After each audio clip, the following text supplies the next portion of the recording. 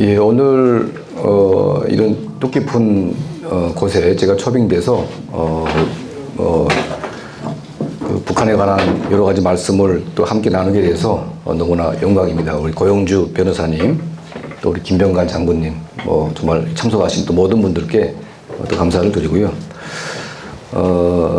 저는 이제 북한에서 태어났고 이제 북한 사회에서 가장 열악했던 이제 정치범 수용소라고 하는 수용소에 이제 수감돼 가지고 오랫동안 생활을 했었고, 그 이유는 저희 조부가 이제 노동당의 핵심 간부로 계셨는데 김일성, 김정일 후계 구도로 갈 때 그게 이제 봉건주의다고 한마디 했다가 이제 정치적으로 완전히 숙청이 됐고, 할아버지는 뭐 지금도 완전히 뭐 없어졌죠.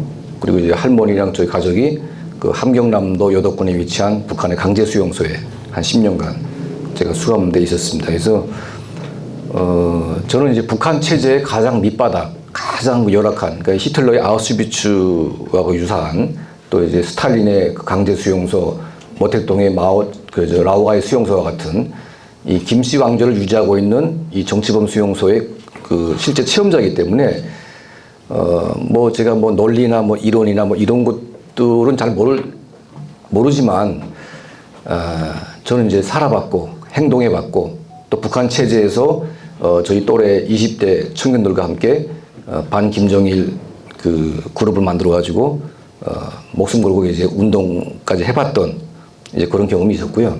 또 이제 KBS 사회교육방송 라디오를 저희가 저희 동료들과 함께 청취를 하면서 매일 이제 남한 방송을 들었고, 한국 노래를 그 당시 한 200곡을 저희가 다운로드 받아가지고 북한 우리 또래 애들한테 뿌리는, 그러니까 자생적인 북한의 그런 반체제죠.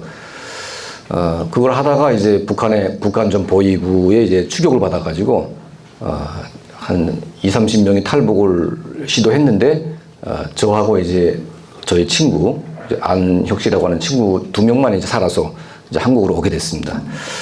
그래서 이제 최초로 이제 북한의 강제 수용소를 이제 저희가 폭로를 했고요. 이것 때문에 이제 북한 인권 문제의 실체가 이제 전 세계에 확산이 됐고, 이제 유엔이 개입해가지고 2014년도인가 그때 이제 COI 보고서가 나왔고요. 미국 의회에서 저희가 중원을 통해서 미국의 이제 그 북한 인권법이 통과가 됐습니다. 그래서 북한의 인권 문제가 이제 전 세계에 확산이 됐는데, 그 대한민국은 아직 이제 북한 인권법을 그러니까 누더기 같은 인권법을 만들어 가지고 그것도 이제 집행이 안 되고 있지 않습니까? 그러니까 문재인 정권 5년 동안 이 인권법을 완전히 이제 무시하고 북한 주민의 인권을 완전히 내팽개친 그런 이제 상황이었었는데, 저는 이제 북한에서 내가 체험했다고 해서 뭐 북한의 인권에 분노를 느끼고 그런 건 아닙니다. 그러니까 보편적인 가치에서 북한 주민들이 처한 이 상황이 우리가 과거에 일제시대 때 경험했던 그 상황이나 히틀러의 아우슈비츠나 다 비교해 봤을 때 현재 지구상에 저런 나라가 없다. 그리고 저렇게 참혹하게 죽어나가고 있는, 그러니까 인간으로서 아무런 가치도 없는 이제 그런 삶을 사는 사람들이 존재하지 않는다는 겁니다. 그래서 북한 주민의 인권에 외면하는 자는 이거는 인간이 아니라고 저는 봅니다. 인간이 아니다. 그러니까 뭐 제 간첩이니 빨갱이니 이런 차원이 아니라 저건 인간이 아니다. 그러니까 어떻게 우리가 북한 주민의 인권을 외면할 수가 있냐, 그런 생각을 이제 하게 됐습니다. 그래서 이건 제가 이제 뭐 저희 경험에 의한 한국 사회와 국제 사회를 통해서 인권 문제 확산을 위해서 제가 열심히 노력을 해왔고요. 그리고 조선일보 기자를 하면서 이제 북한 내부와 접촉을 하면서 이제 많은 정보들을 캐서 이제 보도도 했고, 제가 한 10건의 특종을 했습니다, 북한에서. 그래서 북한의 국가안전보위부가 저를 죽이려고 몇 번 이제 시도를 했었고요. 이런 과정을 통해서 나름대로 이제 북한 사회라는 것을 종합적으로 저희가 평가를 할 수 있는 뭐 능력이 생긴 건 아니지만 전문가라고 이제 제가 뭐 자처를 하고 있습니다.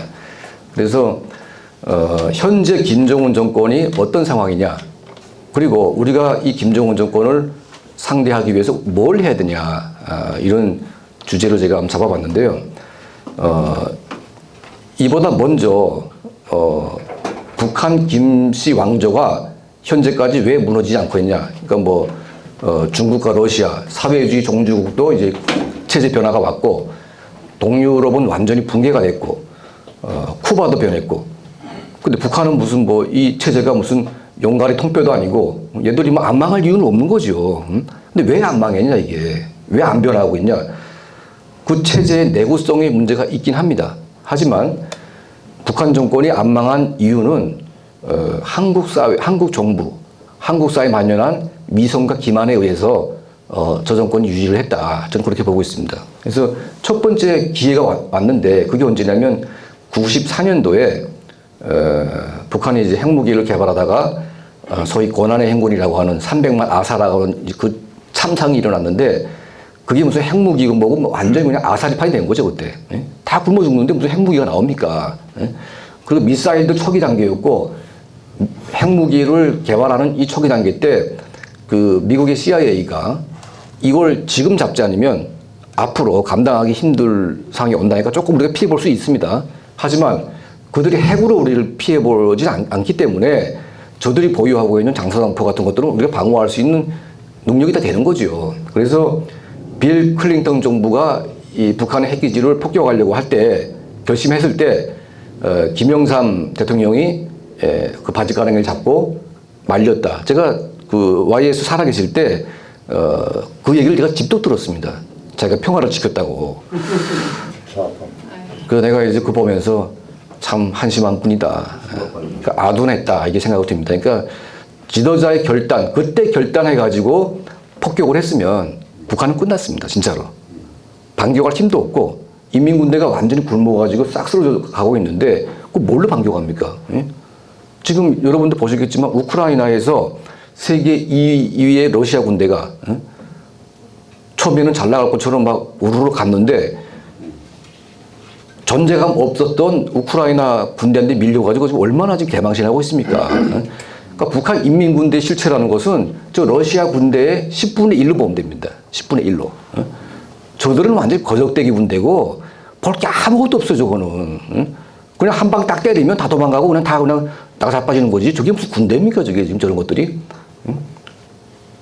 근데 이게 뭘 무서워가지고 그때 이제 안 때려가지고 북한 정권이 위기를 넘겼고 두 번째 이제 그 마지막 위기는 이제 황장엽 비서가 대한민국에 와서 북한의 심장부의 핵심 정보를 다 드러냈습니다. 그리고 어떻게 하면 북한을 망하게 할 수 있다.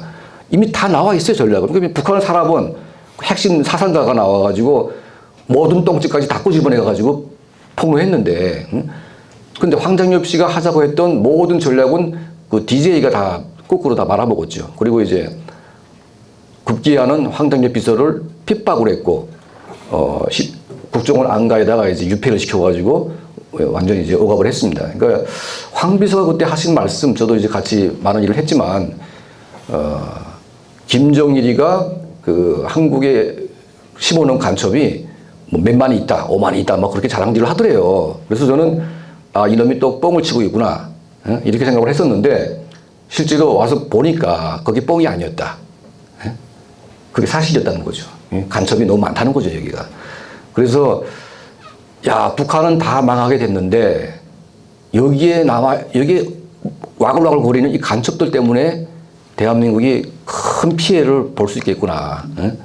그리고 북한 정권에 의해서 북한 인민들의 이 고난도 20년 이상 연장될 가능성이 높다. 그러니까 보수든 진보든, 그러니까 보수 정권이 집권했을 때 제대로 한 게 또 아무것도 없어요. 말만 했지 그냥.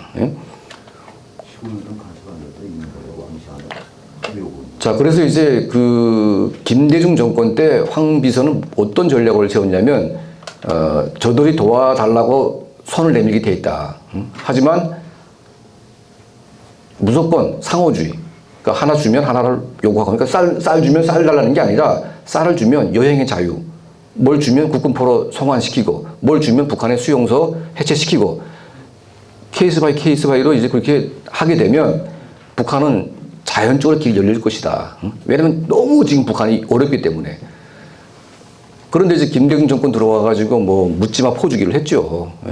그리고 뭐 만나는 그 자리에서 5억 달러라는 현금을 현대를 동원해가지고 5억 달러를 줬는데 이 5억 달러의 돈은 이게 그 국가 반역죄입니다. 사실은 이게 국가 반역. 예? 저는 그렇게 봅니다. 예? 5억 달러 현금을 김정일한테 줄 이유가 없습니다. 우리가 무슨 구걸해서 걔를 만납니까? 김정일이를. 왜 대한민국 대통령이 김정일에게 돈 주면서 만나야 됩니까? 이거는 국가 반역죄입니다. 이거 사실은 어떻게 보면. 돈을 왜 줍니까? 응? 그럼 그 돈이 북한 인민에게 쓰였냐? 단 한 푼도 쓴 적이 없습니다. 예? 그때 그 5억 달러가 딱 들어오면서 인민군 청참모부, 그 다음에 이제 군수공업부에서 이 간부들이 막 눈물을 흘리면서 막 통곡을 했대요. 막 너무 기뻐가지고. 이 살았다, 우리가. 그 5억 달러 현금이 그 자리에서 그냥 다 분배가 되면서 핵무기, 미사일 개발, 싹 기초자금으로 다 들어간 거죠. 그리고 두 번째는 지금 이제 북한이 반동문화 배격법이라고 해가지고 북한 주민들이 남한 영화나 드라마를 보게 되면 이제는 이제 용서가 없습니다. 근데 그 전에도 마찬가지였지만 지금처럼 그렇게 지독하게 하진 않았어요. 그리고 아직까지 북한 정권이 외부로 오는 정보에 대한 그 위험성을 잘 모를 때였습니다. 그런데 이제 94년도부터 북한이 붕괴되면서 아수라판 되니까 그때 대한민국 국군 기무 정보사에서 그 풍선에다가 전단지 달아가지고 북한 전 지역에 갖다 뿌렸는데 제가 86년도에 여독수용소에서 이 거대한 전단지를 받아봤습니다.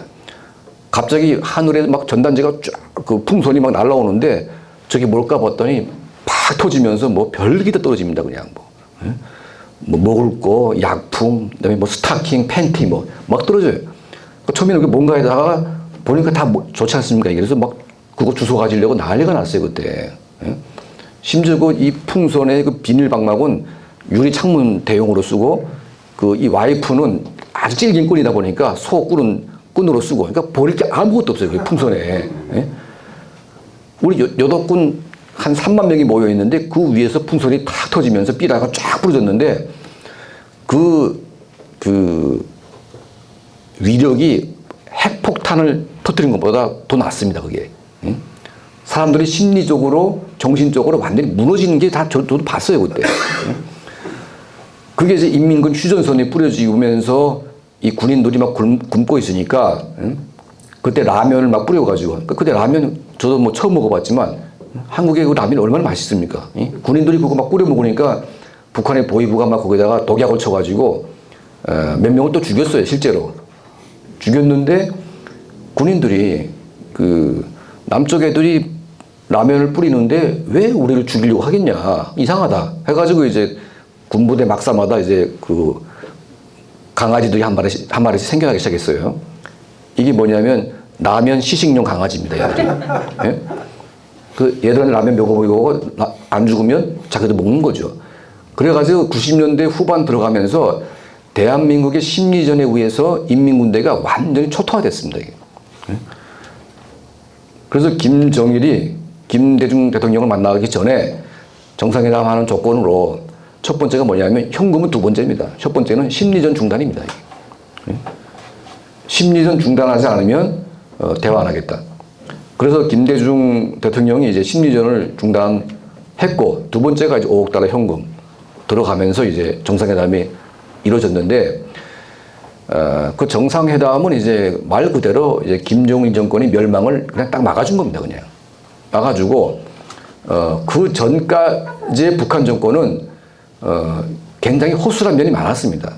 한꺼번에 붕괴되면서 사람들이 저항할 수 있는 단계로 넘어가는 찰나에 딱 되다 보니까 그 이후부터는 어떤 극한 상황에 놓여도 체제가 무너지지 않는 아주 잔인한 어떤 그런 뭔가 생기면서 체제가 생존하게 되는 과정으로 넘어가게 된 거죠. 그리고 이제 대남 혁명의 방향도 바뀝니다.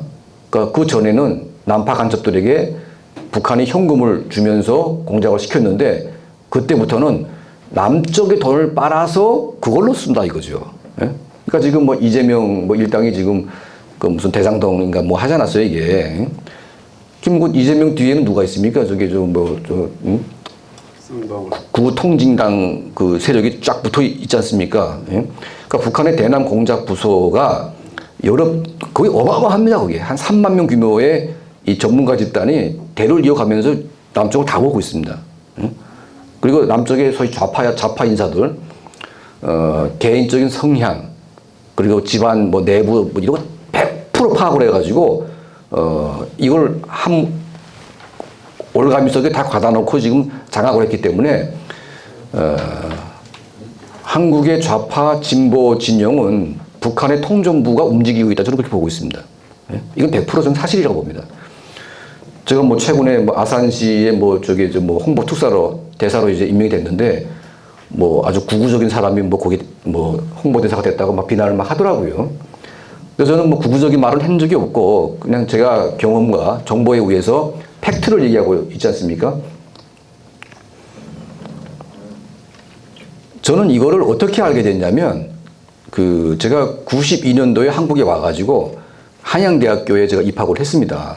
저는 이제 북한의 반체제를 했기 때문에 대한민국의 학생들은 그 임수경이까지도 저는 북한에 미친 줄 몰랐어요, 사실은. 그래서 얘네들하고 저희가 이제 손을 잡고 북한 민주화를 하자 그런 마음을 가지고 사실은 와가지고 그 한양대학교 임종석이랑 이제 그 몇 명 있었어요, 그때 그 한청년 지도부들. 걔네 만나러 저희가 갔는데 얘네들이 저를 보고 하는 말이 민족 반역자라고 막 저를 욕질을 하는 거죠, 저희한테. 예? 그래서 나는 북한의 내 부모, 형제, 친구들, 그 고향 땅을 내가 버린 적은 한 번도 없다. 예?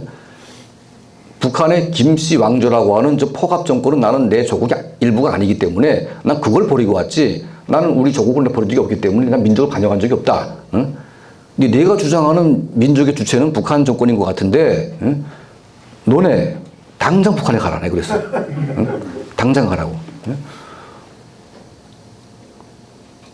그래서 그때 무지하게 싸웠습니다, 애들하고. 응? 우리는 소수였고, 얘네들이 그냥 거의 막 이지미 하다시피 막 그냥 막 하는데, 야, 이게 북한의 대남 연락부가 일을 엄청나게 했구나. 응? 한국의 대학가를 장악을 해가지고, 애들이 북한에 미쳐 있어요, 그리고. 응? 그리고 심지어는 그 북한의 동지의 노래라고 있습니다. 가는 길 험난하다 해도 뭐 하는 뭐 천금 주고 바꿀 수 없는 동지의 사랑이라는 노래가 있는데 이게 김일성 우상 숭배한 그 영화의 주제곡입니다. 이 노래를 애들이 데모하면서 막 부르고 있어요. 그래서 내가 지나가다가 야, 너네 이 노래 이거 왜 부르냐 여기서. 어? 대한민국의 민주화하고 이 노래하고 무슨 상관이냐니까 애들이 아, 뭐 좋은 노래야. 이게 김일성 찬양하는 노래인데 이 미친놈들 이거 뭐 욕을 했더니 애들이 아니래요. 그래서 제가 불렀어요 거기서. 내가 배운 노래. 그러니까 애들이 할 말이 없이 가만히 있더라고요. 그러니까 노래까지 모든 행동 하나하나가 모두 북한에서 지령을 받고 애들이 움직이는 겁니다. 그래 그 당시 주사파에 있는 애들이 통전부에 다 매수가 돼가지고 자기네끼리 충성맹세 다 쓰고 응? 그 충성맹세 모든 기록은 북한의 대남 간첩 연락소가 다 보관을 하고 있기 때문에 얘들은 전향할 수도 없어요. 내가 이제 뭐 전향해가지고 뭐 다른 일을 한다고 그러면 북한 정보기관이 너 옛날에 이거 하지 않았냐 하면 그 개망신 나가는 거죠. 응? 그래서 김용환 씨를 포함한 전향한 일부는 전향했기 때문에 북한을 비판하지만 그 외에 모든 세력들은 북한 정권을 비판하는 단 한 놈도 없습니다. 단 한 명도 없어요. 북한의 인권 주장하는 사람 한 명도 없습니다. 이거 왜 그렇겠습니까 이게. 응? 대한민국의 진보라고 하는 이 세력이 응? 이거는 진보가 아니라 그냥 북한의 똥개 집단이다 이것들은. 응? 진보가 아닌 거죠 이게 완전히 이거는. 응? 썩었죠 완전히 썩었죠. 응? 어떻게 진보라고 하는 사람들이 북한 주민의 인권 문제에 말 한마디 안 할 수가 있습니까? 응? 그게 진보입니까 이게? 응? 정신 나간 것들이죠.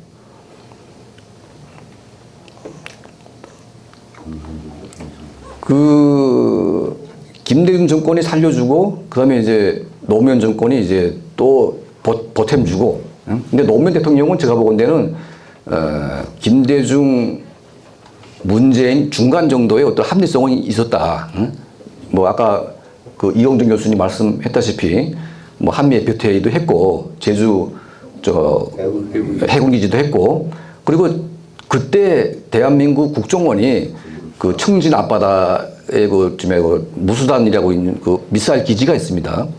이걸 이제 조선 적도라고 짜가지고 그 앞바다까지 들어가가지고 이 소위 북한에 있는 내부 그 내통하는 분들하고 해가지고 그 무수단을 갖다가 싹 파갔습니다. 다 털어냈어요, 완전히. 이 공작을 노무현 정권 때 했습니다. 그러니까 그때 국정원은 할 걸 해라. 그러니까 내가 대통령이기 때문에 너네가 북한 정권하고 뭐 대화할 수는 있지만 정보기관의 본연의 임무는 해라 해가지고 그때 노무현 정권 때 최대 공작을 했던 게 무수단이라고 하는 미사일 기지를 다 털어냈습니다. 그래서 그때 무수단 미사일 기지가 폐쇄가 됐어요. 지금은 동창리 몇 군데, 그 무수단은 지금 미사일을 쏘지도 않습니다, 거기는. 자, 이제 문재인 정권 들어와가지고 제가 지금 하고 있는 일이 뭐냐면, 강제 복송 탈북자 2명, 이 사람들 이제 우리가, 진실을 밝히고자 하는데, 강제 복송 2명만 있는 것이 아니라 지금 수백 명이 북한에 자기가 원치 않는데 돌려보내질 의혹들이 있습니다. 근데 이 2명이 딱 걸린 거죠. 그런데 이제 이 문재인 정권, 이 청와대 이 나쁜 인간들이, 보냈다고 하는 자기들의 범죄를 감추기 위해서 이 2사람이 살인을 저질렀다. 그래서 16명을 죽였다 이렇게 했는데 처음엔 우리도 국가기관이 그런 말을 하니까 거기 증거가 있지 않을까 하는 그런 생각이 있었습니다.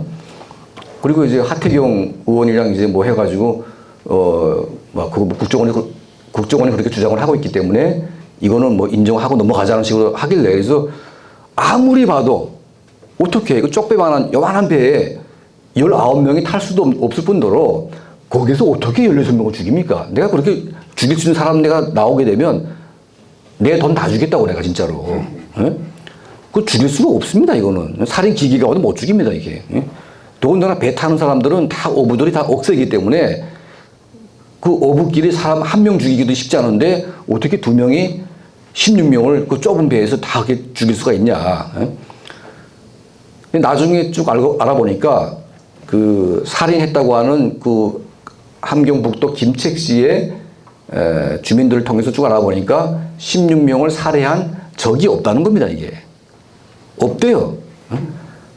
그러니까 이게 국정원이 거짓말했는지 아니면 청와대가 거짓말한지 모르겠지만 이 사건은 누군가에 의해서 조작이 됐고 누군가에 의해서 만들어져 가지고 덮어 씌운 겁니다.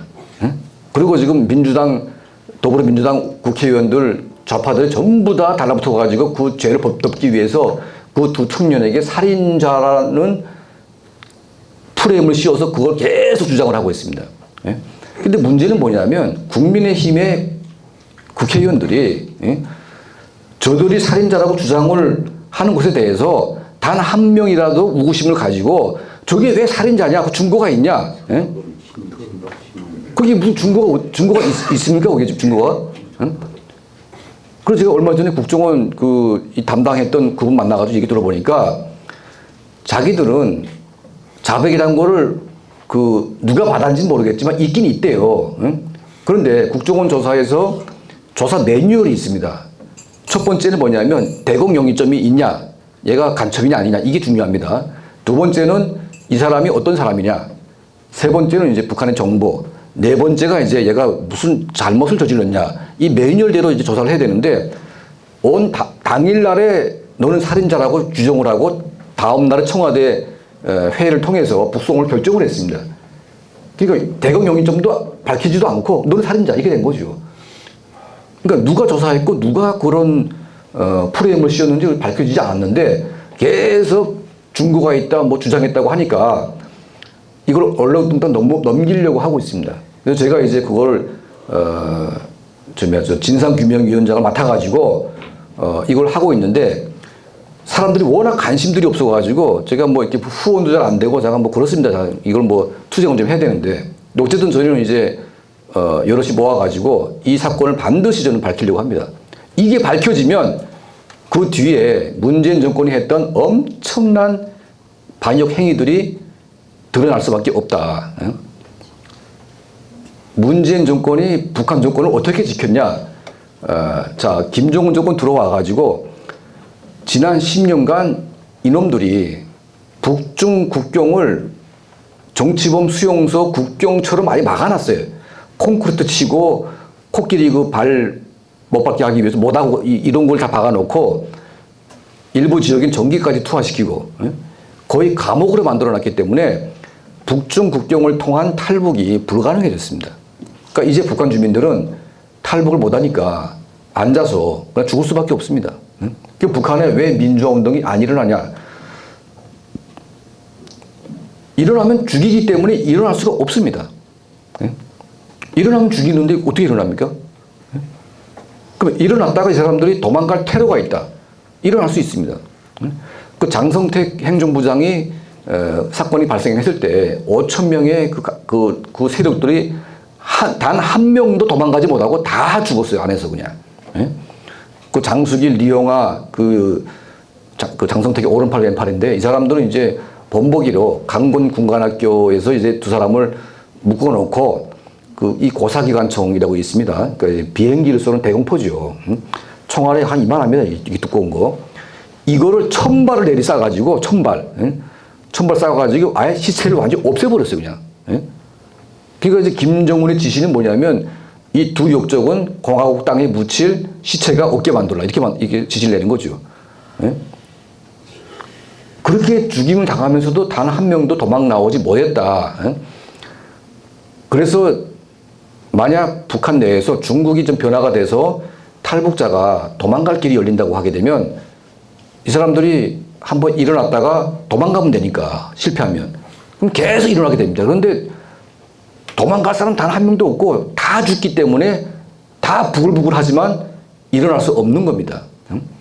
그래서 탈북자가 왜 우리가 중요하게 생각을 해야 되냐? 바로 거기 있는 거죠. 북한 민주화라고 하는 이 변화의 이 분기점에 바로 탈북자가 딱 걸려 있는 겁니다. 이게. 그러면 사람들이 육로만 길입니까? 해상도 길 아닙니까? 해상도. 우리는 나라 삼면이다 바다 아닙니까? 이 동서해에 이 북한 인민들이 이제 생계를 극복하기 위해서 개인 배들을 많이 만들어 가지고 이 크고 작은 오선이 너무 많아요. 통제가 안 됩니다, 이게. 그래서 이제 할 수 없이 배에 타고 내보내는데 자꾸 도망갑니다, 이게. 도망가니까 문재인 정권 들어와 가지고 북한에서 오선이 오게 되면 이거를 한국 해군이 그냥 밀어냅니다, 계속. 밀어내가지고 돌려보냅니다. 그리고 이제 선전을 어떻게 하냐면 남쪽 정부가 너네 가봤자 돌려보낸다. 가봤자 의미가 없다. 이렇게 하면서 실제로 돌려보낸 사람들을 묶어놓고 총으로 쏴 죽이면서 본보기로 갖다 해버리는 거죠. 그러니까 북한 사람들의 생각은 뭐냐면 걔는 잘못 갔다가 내가 죽을 수 있으니까 긴가민가 하면서 피해 다니는 겁니다, 이게.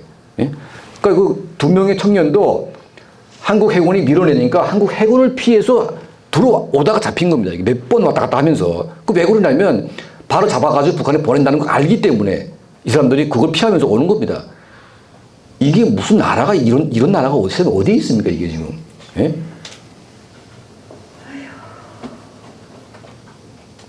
2018년도, 19년도 그때는 한국 해군 함정이 출동해가지고요. 일본 경시청 배가 이제 북한 배를 잡아가지고 그걸 조사하려고 하는데 대한민국 해군이 막 이 서치라이트를 켜가지고 이제 적외선 그거 쏘면서 레이더 쏘면서 일본 해군에게 물러나라고 했어요. 전쟁 같은 그런 만들어내면서. 근데 문재인이 탈북자에 언제 관심이 있었다고 그걸 막 뺏으려고 왜 합니까? 그러니까 북한의 김정은이가 그때 중요한 군인 4명이 탈북을 했는데 한 명은 바다에서 죽었어요. 3명이 살아있는데 무조건 북한에 송환해달라고 부탁이 온 겁니다. 그러니까 한국 해군 함정이 몰려가가지고 일본이 가지고 있는 그 배를 뺏어가지고 한국에 들어와서 조사를 한다고 해놓고 바로 북한에 송환 또 시켰습니다. 3명을. 이 문제 누구도 지금 관심이 없어요.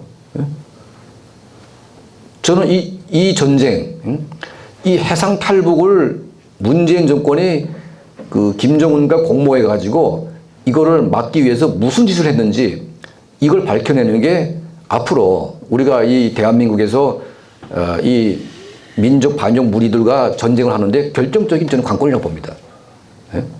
뭐 대장동 사건이 부패 비리죠. 하지만 나라 팔아먹고 나라를 완전히 아작낸 사건 중에 하나가 그 무너져가는 김정은 정권을 지켜준 게 바로 해상탈북을 막아준 겁니다. 그거 안 막았으면요 엄청나게 내려와가지고 북한 붕괴됩니다. 저거는 붕괴돼요. 그걸 막아준 겁니다. 이 사람들이 문재인이가. 그래놓고 이제 살인했다고 이렇게 지금 주장을 하고 있지 않습니까?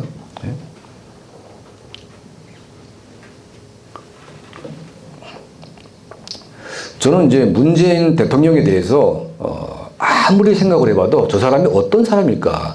간첩이냐 아니면 정신 나간 사람이냐? 아니면 저게 무슨 김정은한테 뭐 잡혀가지고 종놈이 됐냐? 도저히 어떤 인간인지 알 수가 없습니다. 저 사람은. 소송에서 남측에서 맞서 붙여놓은 자격이 아닙니다. 그러니까 뭐 이게 뭐 사람이 뭐 모자란 것도 아니고 5년 내내 김정은 정권에게 아부굴종으로 일관하면서 했는데 결과적으로 아무것도 된 게 없습니다. 근데 왜 김정은이가 문재인 대통령에게 삶은 소대가리라고 얘기했냐? 그 이유가 있습니다. 자, 평양에서 그 김정은이 10만 군중을 모아놓고 문재인 대통령에게 연설을 시켰습니다. 이 연설값이 얼마냐? 과거에 김대중 대통령은 레벨로 따진다면 문재인이 10배 되겠죠. 상징성이나 이런 거. 자, 그런 사람도 옛날에 5억 달러를 줬지요. 그 이후에 뭐 많은 돈을 줬지만, 네가 김대중과 비교해봐서 아무것도 아닌 것이 10만 명을 모아놓고 연설까지 시켜줬는데 그 돈이 연설도 안 한 사람은 5억 달러인데 너는 얼마 주겠냐? 그거 안 했겠어요? 공짜로 김정은이가 했을까요? 공짜 절대 아니죠. 그럼 얼마 주기로 했냐? 저는 최소한 한 30억 달러 이상은 주기로 했다고 저는 봅니다. 그런데 이제 그 30억 달러를 그걸 이제 깔끔하게 줘야 되는데 깔끔하게 주기가 힘들죠. 미국의 뭐 CIA는 뭐 바보가 아닌 이상 그 달러가 이렇게 움직이기 시작하면 다 눈에 보이지 않습니까? 그래서 이거를 주다가 하면서 비트코인 뭐 사기쳐가지고 뭐 주기도 하고 막 하다가 못 주게 되니까 그때부터 김정은이가 이제 딱 자른 거죠. 얘는 이거 모자란 인간이다. 해가지고 이제 막 욕질하기 시작하면서 그 다음에 뭐 하냐면 남북 연락사무소 폭파시킵니다. 막 분노를 표출하죠. 그러니까 문재인 정권은 엄해불망 김정은 정권을 바라보면서 살아왔는데 그렇게까지 욕을 하면서 행패질을 할 이유가 뭐가 있겠습니까? 바로 돈을 안 주기 때문에 그렇게 행패를 하는 거예요. 약속했는데 안 주니까. 그래가지고 도보다리에서 이제 앉아가지고 또 USB라는 걸 줍니다. 그러니까 김정은이가 처음엔 좋아했어요. 입이 딱 찢어졌는데. 이것도, 산업화가 좀 고도화되고 이거를 바로 현금화할 수 있는 기술력이 되는 나라에게 주면 엄청나게 돈이 되겠죠. 그게 바로 원자력 설계도 같은 걸 겁니다. 지금 문재인 정권이 대한민국의 원전 산업 완전히 박살내면서 나라 이 원전 산업을 완전히 이제 개판 만들어 놓지 않았습니까? 그런데 북한은 또 원자력 발전소 짓겠다고 지들이 또 공모를 했어요. 북한 전력난이 심각하니까 남쪽을 죽이고 북한에 원자력 발전소 세워주겠다. 그러면서 이게 원전 설계도라는 것은 그 자체가 엄청난 현금입니다. 이게 돈이죠. 이걸 만약 중국이나 아니면 다른 나라에 팔아먹었다고 하게 되면 몇 조 원의 가치가 있는 거 아니겠습니까? 그게. 그러니까 이 정권은 돈을 다 못 줬기 때문에 이거 현금 대신 받아라 이렇게 할 수도 있어요. 그러면 그게 아니라면 문재인 대통령 본인이 그 USB에다가 뭘 잡았는지 밝혀라 이겁니다. 그게 왜 비밀이어야 될 이유가 뭐가 있습니까? 그게 왜 비밀이어야 됩니까? 국민을 대표해서 국민이 보는 앞에서 USB를 줬는데 그게 왜 비밀이냐 이거죠. 그게 비밀이라는 것은 거기에 대한민국의 국익을 완전히 말아먹은 역적질의 증거가 있기 때문에 비밀이 된 거 아니겠습니까? 자, 그래서 이제 이 김씨 왕조가 현재까지 이렇게 생존해왔고 거기에는 이 대한민국이 정말 이 악질들 때문에 북한 정권이 겨우 살아왔습니다, 지금까지. 자, 현재 김정은 정권, 뭐, 겉으로 이제 뭐, 막 미사일 쏘고 막 난리 치니까 뭐 그런가 보다 하면서 그냥, 버틸만 한가 이렇게 생각하겠지만 저거 버티기 매우 힘듭니다, 지금. 버틸 수 없게 되어 있습니다, 지금. 코로나 2년 동안 2년 동안 지금 북한 정권이 땅, 하늘, 바다를 완전히 봉쇄해가지고 내부에 지금 그 통제를 하고 있는데 자, 인민들은 이제 뭐 그냥 알아서 살고 있죠. 그리고 300만이 아사했던 그 경험 때문에 밑바닥은 다 그냥 이제 최악의 조건에서 살아갈 수 있는 훈련이 돼 있습니다. 근데 문제는 뭐냐면 중상층 이상의 이 간부들이나 군대나 이런 덩어리가 이제 몰락을 하기 시작하는데 얘네들은 해외의 경제 활동의 독점권을 가지고 여기서 나오는 부스러기들을 받아가지고 생존을 하고 있습니다. 예를 들면 석탄 한 10억 달러를 중국에 팔고 한 14억 달러를 팔게 되면 한 4억 달러 정도는 군 간부들, 뭐 당중앙위원회 무슨 이런 간부들에게 다 뇌물로 들어가는 겁니다, 이게. 그러니까 이게 활발하게 중국과 거래가 돼야 거기서 나오는 이 똥꼬물로 이렇게 살아가는 거 아니겠습니까? 근데 이거를 2년 동안 막아버렸으니까 평양에 무슨 술집, 백화점 다 문 닫고 아무것도 없고 지금 삶이 지금 완전히 개판됐는데 이제는 노동당 간부들까지도 생존하기가 매우 힘든 그런 상황이 된 겁니다. 이거는 뭐 명백한 거죠. 그리고 이제 비트코인 이 해킹해가지고 돈을 좀 벌긴 했는데 이거 가지고 저축해가지고 인민들하고 살면 되는데 이놈이 김정은이가 뭐 했습니까? 10월 10일 군사 퍼레이드를 하는 거 보니까 거기 몇 조 원의 돈이 들어간 겁니다, 이게. 온갖 무기 다 끌어다가 이제 그걸 세우고. 그러니까 여기에 돈을 탕진하고 있으니까 돈을 아무리 뜯어와도 남는 게 있겠습니까? 코로나 2년간 그 이 북한 주민들의 삶이 어떤지 저희는 정확히 모릅니다. 저도 정확히 모릅니다. 하지만 간접적으로 들어오는 소리, 정보를 들어보니까 일단은 90년대 후반에 300만이 아사했던 그 수준으로 좀 가고 있다. 이거 사실인 것 같아요. 근데 왜 그러냐? 북한에 그 우려 시설이 그 뭐 열악하다 이 정도가 아니고요. 그 완전히 원시 시대입니다. 원시 시대. 그 평양 중심에도요 웅압병실이 없습니다. 그러니까 이제 그 위중증 환자가 발생하게 되면 못 살립니다, 거의. 그러니까 면역력이 떨어지고 백신도 안 맞은 상태에서 코로나가 이제 돌지 않습니까? 그러면 다 죽어요, 그냥. 웬만한 분들 다 죽습니다. 그러니까 이제 북한 전체가 완전 시체로 지금 덮일 그런 징후가 보이고 있고 올해 4월인가 그 인민군대 총동원해가지고 비상방역 그 부대를 만들어가지고 전국에 뿌린 그 뉴스가 나왔습니다, 그게. 저는 이제 그거 보면서 저거 뭐 하는 걸까 봤더니 이게 바로 시체 처리반. 시체 처리반. 그러니까 90년대 후반에 시체가 처리가 안 돼가지고 온 나라에 시체가 널려가지고 난리가 났어요, 그때 완전히. 그러니까 이 군대가 동원해가지고 코로나로 죽은 사람들을 바로 끄집어내가지고 화상터로 끌고 가는 거죠. 그 정도로 지금 북한 정권이 막바지로 가고 있는데 한국에서 정권이 교체가 되고 이제 압박을 가하니까 이 정권이 이제는 견디기가 힘든 단계로 온 겁니다. 그러니까 거의 강압적으로 가고 있고 저게 조금만 틈만 보이면서 빵 터지게 되면 저건 바로 무너집니다. 저건. 근데 이제 문제는 이제 핵무기.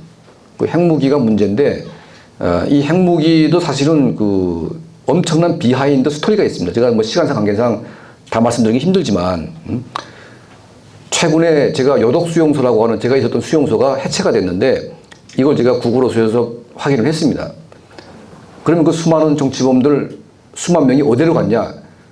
바로 함경남도 화성이라고 하는 저 북쪽에 수용소로 다 끌려갔는데 그 함경북도 화성이라고 하는 그 수용소 바로 옆에 길쭉은 풍계리가 있습니다. 길쭉은 풍계리 위에 반탑산에는 북한 정권이 핵실험을 했던 그 장소가 있어요. 그러니까 김씨 왕조가 이 핵실험 전 과정 한 10년 동안 비밀을 지키면서 핵실험을 할 수 있었던 그 동력은 어디 있었냐? 바로 정치범들을 다 끌어다가 굴 파괴하고 방사능 오염되면 그냥 죽여버리고 이런 식으로 다 처리한 겁니다. 그 핵실험 할 때 그 방진복 한 벌에 한 10만 달러 정도 한답니다. 10만 불. 그러니까 그 핵실험 하고 나서 그걸 정리하고 갱도 파야 되는데 그걸 방진복을 다 입히려면 돈이 어디 있습니까? 예? 그러니까 어차피 정치범들은 다 죽어야 되는 인간들이기 때문에 그냥 무상으로 끌어다가 일 시키고 방사능 오염되면 그냥 죽여버리는 식으로 이렇게 한 거예요, 이게. 예? 그렇게 해서 한 4만 7천 명을 죽였다는 말이 있습니다. 예? 4만 7천 명을. 그러니까 북한의 핵실험이나 핵무기는 북한 주민의 생명을 완전히 깡골이 갖다가 이게 말살하면서 만들어낸 인권 침해의 산물인 거죠. 자, 이제 이 김정은 정권 끝낼 때가 왔는데 이 끝내기 전에 남쪽에 있는 김정은 추종 세력들, 이 김정은 앞잡이들을 먼저 우리가 쳐야 됩니다. 예? 이걸 먼저 쳐야 하지 않으면 말짱 도루묵이 되는 거죠, 이게. 예? 그리고 이들의 위선과 이들의 가짜 이런 이 범죄 이 내면을 우리 다 끄집어내가지고 알려야 되는데 너무 사실은 저희가 그동안 우리 우파 세력들이 이걸 방치해온 것 같아요. 그러니까 뭐 박근혜 대통령 시절 때 보게 되면 맨날 친이 둘이 그냥 싸움질만 하고 앉아가지고 그런 싸움질할 힘이 있으면 그 좌파들 잡아가지고 다 감옥에 넣어야죠. 그리고 MB 정권 집권했을 때 김대중 정권 5년 동안 북한에 포주기를 엄청나게 했는데 그거 다 털어가지고 그거 털게 되면 그 온갖 범죄 덩어리인데 이거 안 털었습니다, 이거를.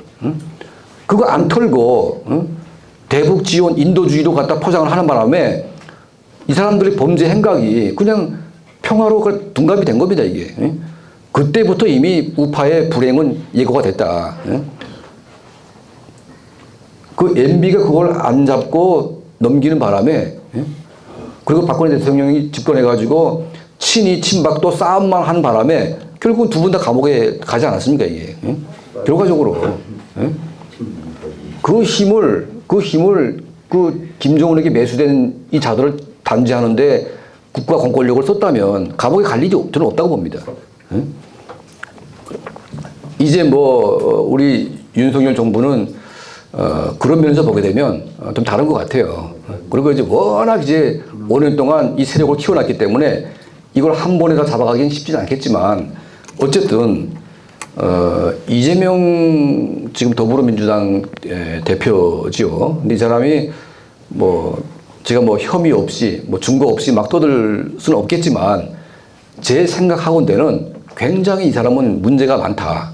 그러니까 문제가 많은 정도가 아니라 이 사람이 대통령이 되거나 뭔가 국가의 리더가 되게 되면 대한민국을 김씨 왕족에게 팔아먹을 놈이다, 이 사람. 이거는 정말 위험한 사람입니다. 주한 미군을 철수해도 된다. 이런 식으로 이제 그냥 이제 아무렇지 않게 얘기를 합니다.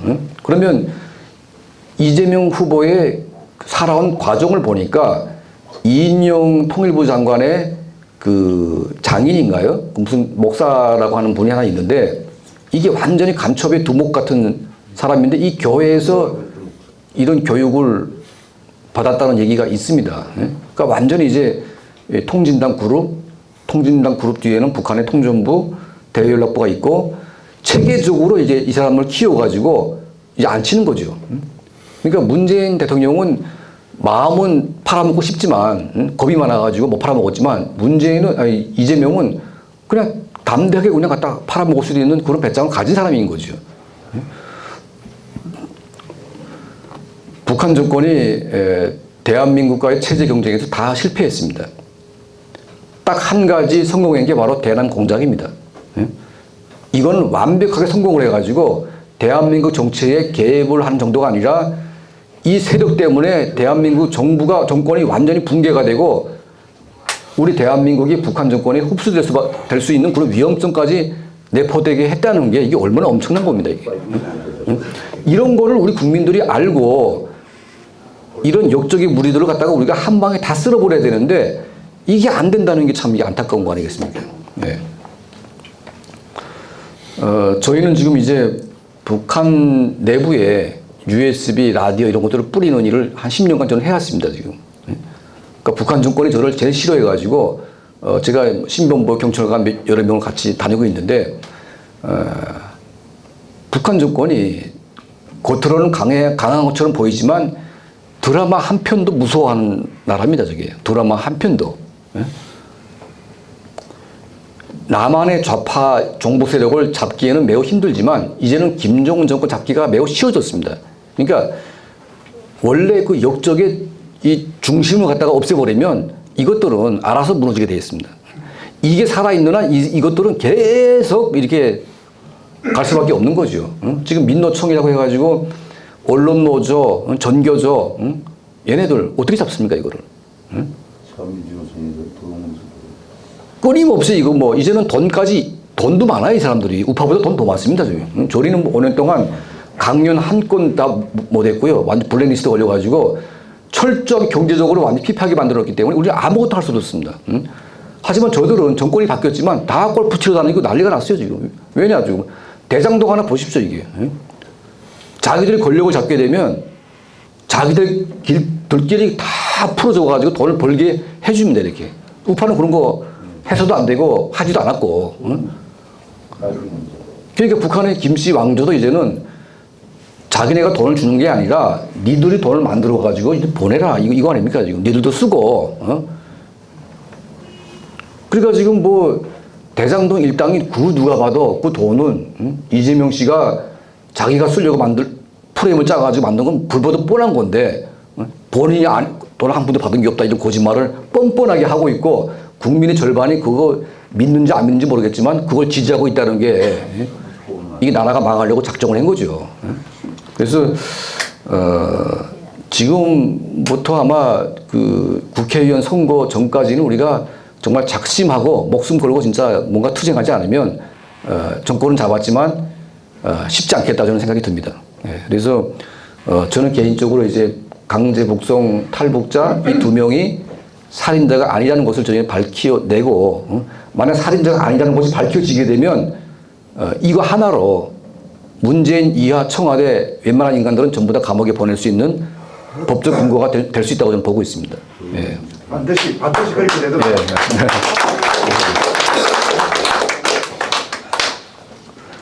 예, 제가 뭐 시간 다 된 것 같습니다. 그래서 뭐 제가 드릴 말씀은 좀 많이 있지만 아니 좀 더 하셔도 됩니다.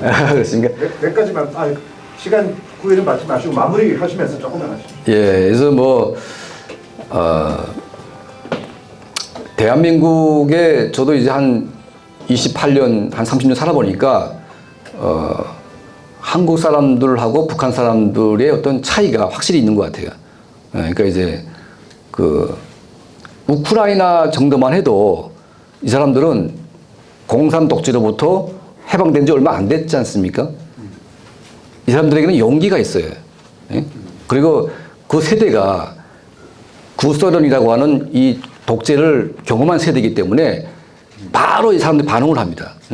그래서 국민의 80%가 목숨 걸고 전쟁을 하겠다고 나가지 않습니까? 그럼 러시아 군대는 무기도 훨씬 더 강하고 뭐 엄청난 강한 군대지만 목숨 걸고 저항하는 그 군대와 맞붙게 되면 이길 수가 없는 거죠. 아무리 무기가 좋아도 못 이깁니다 이거는.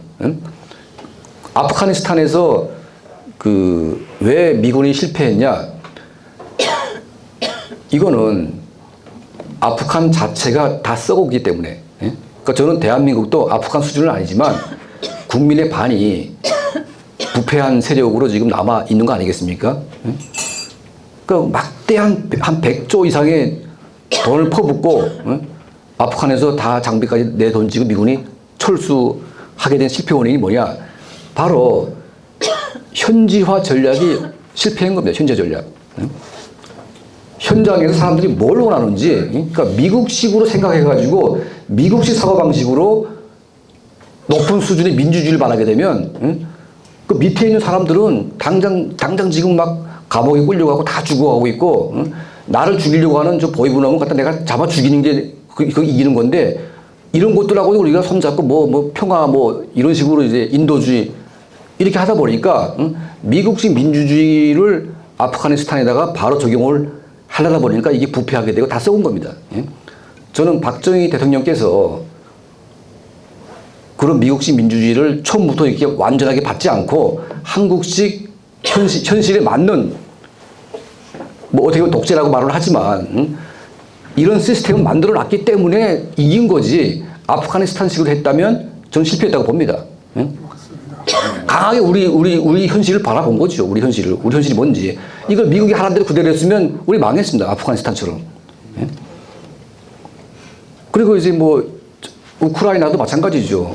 너네 그냥 해봐야 게임이 안 되니까 젤렌스키 너 도망갈 길 열어주겠다. 도망가라. 이거 아니면 미국이 원래 했던 거는. 그게 미국식 사고 방식인 거죠.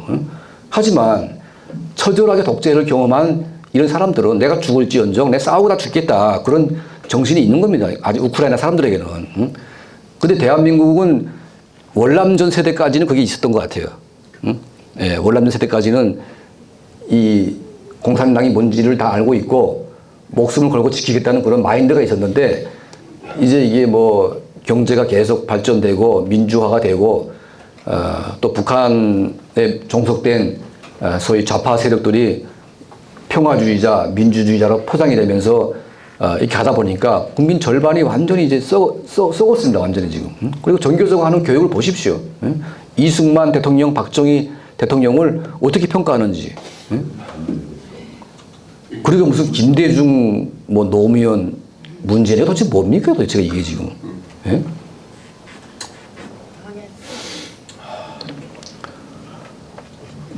그래서 저는 이제 이런 교육을 좀 제대로 해야 되는데 저희가 이제 그 박근혜 대통령 때 탈북 청년들 중심으로 해가지고 같은 또래 아이들이 고등학교에 가서 또래 얘기를 하는 겁니다 이렇게. 예? 그러니까 이게 나이 든 분들이 가서 얘기하는 것보다 같은 또래에 있는 애들이 나는 북한에서 공개 처형을 받고 내 옆에 있는 우리 형제가 굶어 죽는 걸 내가 경험했다. 이런 얘기를 그냥 자연스럽게 하니까 남쪽의 또래들이 그걸 다 받아들이더라고요, 이게. 예? 그러니까 이 감성 교육. 그러니까 이런 교육을 좀 우리가 우파들이 많이 해야 될 것 같다. 예? 그러니까 우리가 돈을 모아가지고, 사실 뭐 이렇게, 광화문 광장 가서 싸우는 것도 중요하지만, 우리 미래 세대를 우리가 어떻게 교육할 것이냐. 이걸 해야 됩니다. 전략적으로. 예? 정규제 때문에 안 된다고 하게 되면 다른 방법을 해야 됩니다. 예? 우리가 이제 몇 번 해보니까 가능성이 있습니다. 제가 광주에 있는 제일여고 한번 간 적이 있었는데 거기서도 이제 전교조가 얼마나 교육을 해놨는지 애들이 뭐 처음에는 관심이 없어요. 특히 선생님이 막 방해하는데 애들이 하다 보니까 오히려 그쪽 애들이 더 폭발하고 막 난리가 났어요. 진짜 북한이 그러냐고. 그 백령도 가서 한번 애들 했더니 백령도에서 자랐던 애들이 막 우리 막 섬에서 태어나가지고 막 우리 막 불행하다 생각했던 애들이 북한 애들 말 들어보니까 너무나 자기네가 행복한 거죠, 지금, 현실이. 그래서 그 백령도 학교에도 우리를 매해 불렀습니다, 이게.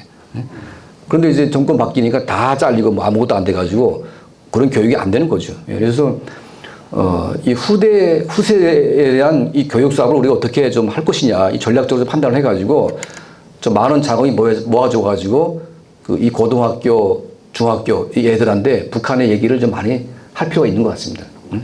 결과적으로 우리가 이기는 길은 다음 세대가 정신 차리고 제대로 된 국가관을 가지고 와야지 이게 되는 거 아니겠습니까? 예. 그래서 제가 이제 한국에 좀 살다 보면서 뭐 여러 경험도 했고 이제 저 나름대로 이제 생각을 해봤는데 북한 정권의 정보를 뚫고 주민들에게 정보를 보내는 것 그리고 이제 우리 아이들에게 우리 역사를 바로 알리고 북한의 현실을 알리는 이 교육이 동시에 진행이 되면 이 5년 동안 저는 다음 정권은 크게 노력 안 해도 온다고 봅니다. 예. 그리고 이제 뭐 부정부패한 이런 세력들 단호하게 다 잡아가지고 다 감옥에 집어넣게 되면 뭐 우리가 이기는 거죠. 예. 그래서 참 어렵긴 하지만 저는 우리가 승리한다고 믿고 있고요. 그래서 여러분과 함께 열심히 저도 하겠습니다. 예. 감사합니다.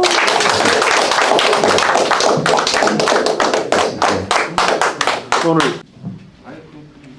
그냥 좀 크게 말씀해 주세요. 뵙게 대해서 영광으로 생각합니다. 예. 건강하시고 앞으로 행운이 있기를 빕니다. 가장 우리가 알아야 될 것은 인적 정보입니다. 인적 정보. 왜냐하면은 인적 정보를 통제하면은 그 물적 정보는 유용 지물이에요. 그래서 우리나라의 인적 정보는 중국에 이미 다 넘어갔어요. LG를 통해서. 그다음에 낱말은 새가 듣고 반말은 쥐가 듣는다. 그다음에 김정남의 죽음과 이태원 사고, 그 뒤에는 그림자 정부가 있으며 중공이 있으며 푸틴이 왜 2월 28일 날 전쟁을 일으켰냐? 그거는 나토에 그 가입을 한다는 말은 그 뒤에 배경은 그림자 정부가 있다는 겁니다. 어떤 전쟁이고 그 사고의 배경에는 뒤 배경이 있어요. 그래서 질문의 요점은 내가 김정일이라면은 지금의 남한 정부는 다 요시화됐어요. 북한의 기름을 받고. 윤석열이라면은 그걸 어떻게 할지 지금 엄두가 안 나요. 제가 윤석열 때에도 제가 자꾸 좌파, 친중 좌파 세력 척결 못하면은 박근혜와 똑같은데 그 말을 하자마자 이태원 사고가 났으며 그것에 대해서 인공기가 개항됐어요. 이건 뭐냐면은 하나의 통신수단이에요. 통신수단. 그 호기를 노리고 있는 것은 2022년 또 하강입니다. 이거는 어디서 나냐면 우리나라 상부 대전에서 14명이 출마해서 12명이 경선을 붙었어요. 그거는 선거관리위원장의 비표요, 비표. 알았어요? 그에 대해서 김정은이 입장에서는 어떻게 남한을 뭘까? 그걸 밝혀 주시기 바랍니다. 이건 질문이에요. 견해를 좀 주시죠. 그러니까 뭐 저는 이제 뭐 이재명 지사 지금 뭐 대표죠. 이 사람과 연관된 사람들이 이제 뭐 4명인가 죽지 않았습니까? 5명 죽었어요. 5명입니까? 예. 그리고 알아서 죽는 것도 아니고 나는 누가 죽인다고 봅니다 이거는. 예. 그렇게 죽을 수가 없거든요. 예. 이번에 용산 정부회장도 예. 그런 것 같아요.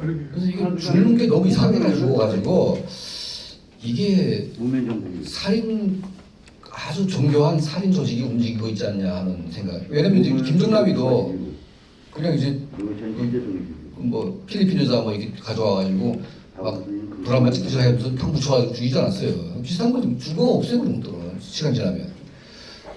그래서 이게 우리 대한민국의 수사기관이 너무 이제 그 문재인 정부 들어와가지고 급격하게 실력이 떨어졌습니다. 그러니까 이거는 이제 그 대공수사, 특히 대공수사, 국정원의 대공수사가 이제 거의 중단되다시피 했고, 이 법적으로 완전히 경찰이 넘기기로 했습니다. 근데 경찰이 이 대공수사를 할 수가 없습니다. 왜냐하면 일단은 실력이 좀 딸린 측면이 있고, 북한이라고 하는 사회를 파악을 하려면 전문 부서가 이걸 해야 됩니다. 경찰이 갑자기 어느 날 와가지고 대공수사가 아예 안 되는 거죠. 북한이라는 사회를 본질을 알아야 이게 수사가 되는 건데 본질을 모르다 보니까 검찰도 법원 판사도 북한을 알아야 이게 이해가 되고 뭐가 범죄인지 아는데 이 모르니까 다 무죄로 때리는 게 많아요. 간첩들도. 실례로 누구냐면 그 유호성이라고 있습니다. 중국 학교인데 얘가 북한에 살다가 한국에 와가지고 간첩으로 몰렸어요. 그러니까 간첩이지 않죠. 한국에 살면서 북한에 왔다 갔다 했습니다. 얘가 했는데 국정원 직원이 얘 중건물을 몇 개 하다가 그 과정에서 중건물이 약간 문제가 있다 해가지고 얘가 무죄가 됐거든요. 얘는 지금 민주사회 변호사, 민변호사 같이 앉아가지고 제가 민주수사 된 것처럼 막 얘기를 해요. 조작사건의 무슨 피해자인 것처럼. 응? 근데 얘는 간첩입니다, 진짜로. 응? 화교가 어떻게 대한민국에 옵니까? 북한에 살던 화교가. 3개월만 안 오는데 북한이 찾으러 오거든요. 그러니까 탈북자 행세하면서 중국 사람이 탈북자가 받는 국가 세금 다 받아먹고 연대 대학원까지 다녔습니다. 이거 다 회수를 해야 되는 거죠. 회수를. 불법을 했으니까. 근데 회수도 안 하고 얘가 그렇게 지금 뭉개고 있는데 간첩을 잡기 위해서 활동했던 국정원 간부들은 전부 다 감옥 가고 얘는 민주화 운동이 되고 이게 무슨 놈거리인지가 알 수가 없거든요. 그러니까 이 공안 사건이나 이런 북한과 연계된 판결은 전문성이 있는 판사가 해야 됩니다. 아무나 갖다 맡기니까 이게 개판되는 거거든요. 그래서 검사든 판사든 공안 판사나 이런 북한 관련된 할 분들은 북한에 대한 교육을 좀 받아가지고 해야 되겠다. 저는 이제 대통령께서 이제 그런 법조인 출신이기 때문에 앞으로 우리가 법과 질서를 바로 세우려면 이 간첩이라는 게 얼마나 무서운 것들이며 이런 사람들을 제대로 처벌하지 않으면 나라가 어떻게 망가지는지 우리가 보여줘야 되거든요. 미국은 동맹국이라고 할지라도 동맹국에 있는 사람이 정보를 팔아먹었다고 해서 거의 20년씩 때리지 않습니까? 근데 우리 대한민국은 북한에 간첩질했다고 그러면 그게 자랑거리도 되는 판입니다. 이게 지금. 북한 간첩이라고 하는데 머리를 박고 부끄러워야 될 텐데 부끄럽지가 않아요, 얘들이. 그러니까 이거는 이제 사법 질서가 완전히 이제 그쪽에서 붕괴가 되도록 봅니다. 예, 그래서 이걸 좀 했으면 좋겠고, 국정원의 대검 수사를 정교화 시켜가지고 이제 북한 애들이 대남 공작원들이 직접 자기네가 손을 대지 않습니다. 다 조선애들한테 돈을 주고 정교한 살인 이 깡패들한테 돈을 줘가지고 걔들 사주해가지고 하거든요. 그럼 이게 한국에 있는 주사파 이런 북한한테 통한 애들이 북한의 이런 통제하에서 그런 조직과 연결돼서 이렇게 뭔가 하는 겁니다, 이게. 그 쌍방울 그룹 지금 뭐 북한에 뭐 대북 코인 사업도 하고 돈을 막 엄청나게 움직이고 있는데 거기는 조폭이 또 개입이 돼 있거든요. 여기 다 이제 뭔가 얽히고 설키고 돼 있는데 이런 것들을 누가 수사를 하냐 이겁니다. 검찰이 잠깐 들어봐가지고 그걸 파헤칠 수 있습니까? 이거는 국정원이 개입을 해가지고 아예 밑부분부터 파야 됩니다, 이걸. 통째로 파가지고 완전히 부숴버리지 않으면 실체가 안 나오는 겁니다. 그러니까 뭐 사람이 죽었다 그러면 그냥 잠깐 검색해가지고 그냥 뭐 알아서 자살해서 죽었다. 그렇게 해버리게 되면 누구도 알 수 없는데 이거를 끝까지 파서 어떻게 죽었을까를 완벽하게 하면 뭔가 답이 나오겠죠. 그래서 이 한국 사회가 이게 그 문재인 정권 들어와가지고 특히 너무 진짜 엉망진창으로 되다 보니까 아마 우리 대통령께서도 지금 상당히 지금 힘들겠죠. 힘들겠지만 어쨌든 그 대장동 수사 저들이 아무리 어떻게 뭐 강보를 해도 강하게 밀고 나가면서 지금 하나하나 지금 주저앉히는 거 보니까 희망은 있다. 그러니까 과거에 MB 정부나 박근혜 정부 때는 안 했던 것들을 하고 있지 않습니까? 수사를 하고 있기 때문에 이게 무서운 거거든요.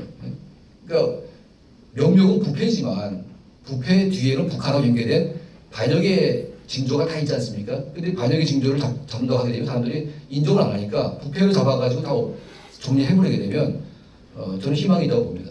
그래서 이제 두 번째 그 강제 북송에 대한 살인 조작 이것까지 첨부가 되면 저는 문재인 본인도 좀 감옥에 가야 된다고 보거든요. 아까 오늘 좀 생생한 그 지원을 감명 깊게 잘 들었습니다.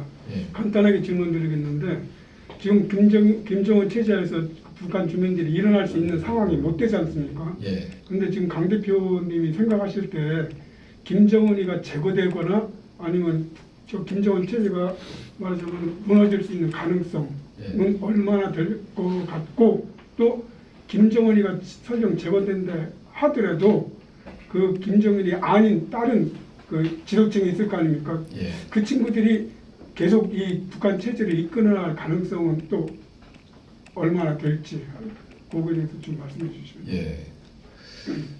그 북한의 그 엘리트들의 어떤 그 성향이 두 가지 구조가 있습니다. 하나는 이제 김정은하고 같이 하겠다. 하나는 이제 중국식으로 바뀌어서 이 기득권을 유지하겠다. 이 두 세력이 항상 공존을 하거든요. 그러니까 장성택이라고 하는 이 사람은 이제 중국식으로 개혁개방을 해서 중국의 공산당, 러시아의 지금 푸틴과 같은 그런 세력으로 이제 그 기득권을 지키겠다는 그게 이제 맞는 거지. 걔들 입장에서 보게 되면.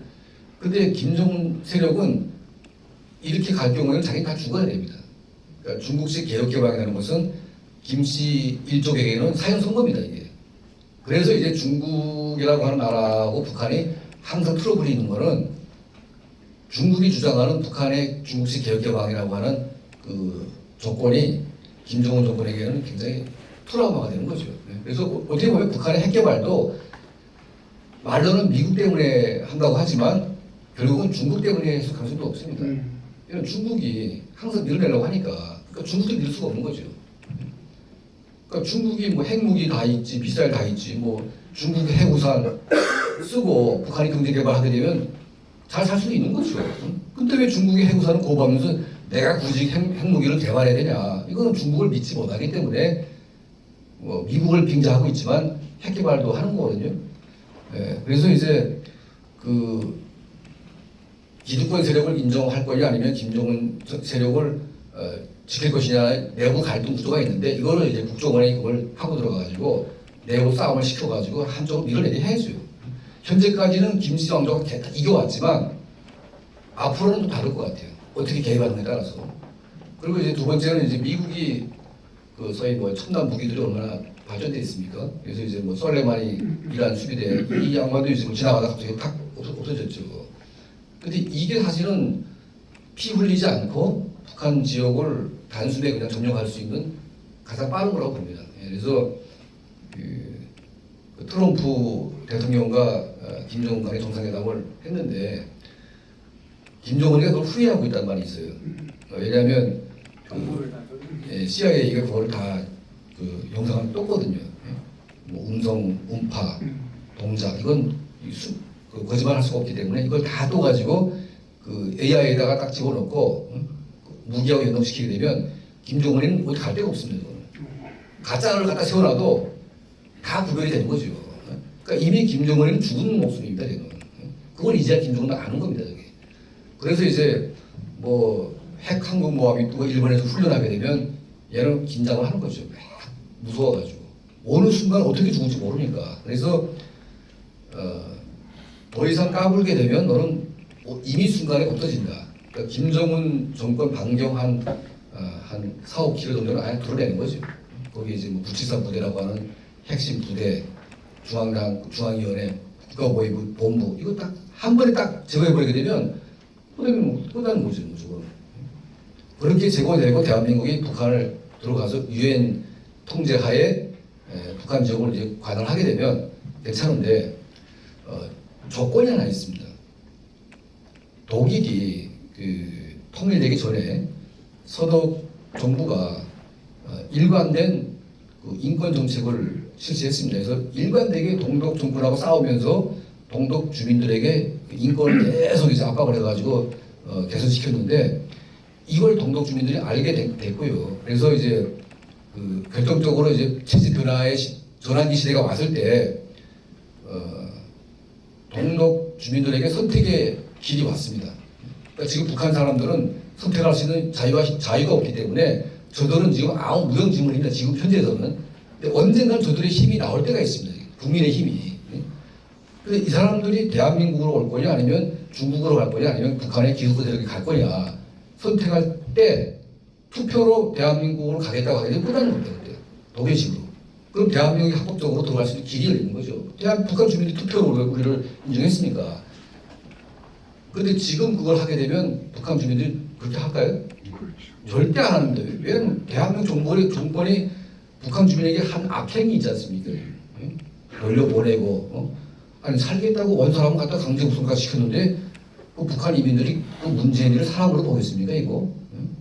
저는 악마 짓거리를 했는 나만 어떻게 믿습니까 북한 사람들이? 못 믿습니다 이거는.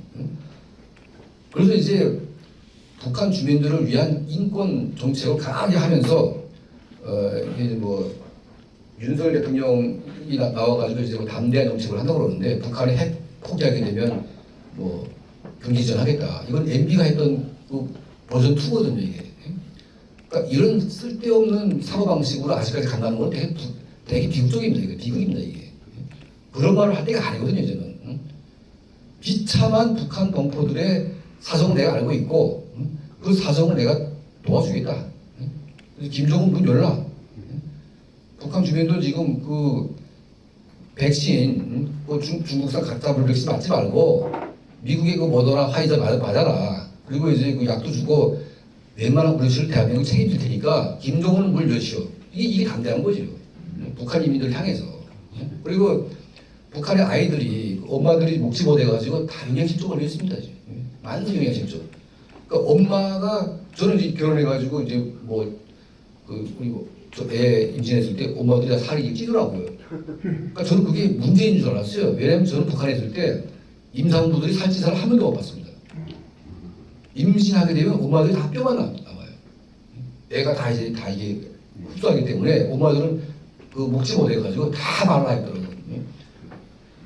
그러니까 이제 엄마 뱃속에서부터 영양실조 걸려 있는데 적어도 그 임산부의 영양 상태, 그 뱃속에 있는 태아 그리고 출산해가지고 3년 동안 그 별거 아니거든요. 그 분유 같은 거 도와주는 거 이런 것도 대한민국이 책임지겠다. 지금 이 만성 영양 결핍 때문에 우리 민족의 미래가 걸리기 때문에 이런 것들 우리가 도와주겠다. 그래서 이거를 인민들에게 갈 수 있는 전략을 계속 들여가지고 이거를 방송으로 때리고 하면 북한 인민들이 얼마나 좋아하겠습니까? 김정은이 뭐 한마디 하게 되면 또 그러지 말아라. 핵무기 이런 것들 우리가 아무리 말해야 소용없습니다. 저것들은. 핵무기 백날해가지고 안 되니까. 그래서 그 북한 인민들을 향한 강력한 메시지가 터지고 거기에 맞게끔 대한민국 계속 하게 되면 당연히 북한 주민들은 대한민국 정부를 신뢰하게 되고 언젠가는 대한민국으로 올 수 있는 길이 딱 열리는 거죠. 이걸 대비해야 되는데 이 준비를 지금 우리가 안 하고 있습니다. 그러니까 우리가 뭐 작은 단체이긴 하지만 연간 한 5만 개 이상 USB를 북한에 뿌리고 있는데 그게 됩니다 이게. 돈도 몇 개 들지도 않아요. 그것도 북한의 보위부가 못 견뎌가지고 우리를 막 주기에다가 난리 치고 있는데 적어도 한 1,000개 이상의 그룹이 그냥 북한에 이걸 뿌리게 되면 그 자체가 이제 북한을 이기는 거죠 우리가. 예. 그래서 그런 대비를 우리가 좀 해야 되겠다는 생각이 듭니다. 예, 감사합니다. 또 질문도 하시죠. 제가 계속 두 가지 좀 간단한 질문을 드리겠습니다. 예. 오늘 말씀 잘 들었고요. 근데 이제 강 대표님은 그래도 우리 사정을 상당히 잘 아시는 입장임에도 불구하고 예. 상당히 이제 우리 현재의 어떤 전국의 그래도 좀 앞으로 괜찮은 쪽으로 갈 거라고 희망적인 메시지를 주셔서 한편으로는 감사하면서도 한편으로는 저는 걱정이 앞섭니다. 왜냐하면 이미 북한은 핵무기를 40개에서 60개 정도 가지고 있다고 지금 추정을 하고 있는 상황이고요. 앞으로 5년 뒤에는 핵무기를 200개를 가진다는 얘기거든요. 뭐 전문가들 추측을 하고 있지 않습니까? 그러면 지금 프랑스도 한 200개 되나요? 그러니까 세계 지금 거의 2위, 3위, 4위의 핵무력을 김정은이 가지면 북한 주민들의 노예화 상태로 두면서 핵무기를 200개, 300개 가지면 미국이 과연 손볼 수 있을까요? 저는 앞으로 지금 대한민국은 4, 5년 이 기간 안에 이 북한 문제, 김정은 체제를 붕괴시키지 않으면 이건 앞으로 우리에게는 이거는 최악이다 라는 생각을 가지고 있는 사람입니다. 그래서 그 부분에서 한 말씀 듣고 싶고요. 오늘 그 타이틀이 좌익의 진지전 돌파 방법인데 전 저걸 좀 듣고 싶었는데 저 말씀하시는 분이 별로 없었던 것 같습니다. 그러니까 이미 북한은 간첩을 최소한 5만 명 이상이 남한에 지금 언론, 정부 할 것 없이 뭐 교육 뭐 할 것 없이 모든 요소에 이미 딱 지금 틀을 잡아가지고 장악을 하고 있는 게 느껴지고 심지어 경찰에도 그런 게 있다고 지금 봐지거든요. 그래서 이러한 상황이 이미 그렇게 대한민국은 거의 사실은 저는 거의 전복이 된 나라였는데 그나마 하늘이 도와가지고 윤석열 대통령 이제 나오셔가지고 지금 고군분투를 하고 계시지 않습니까?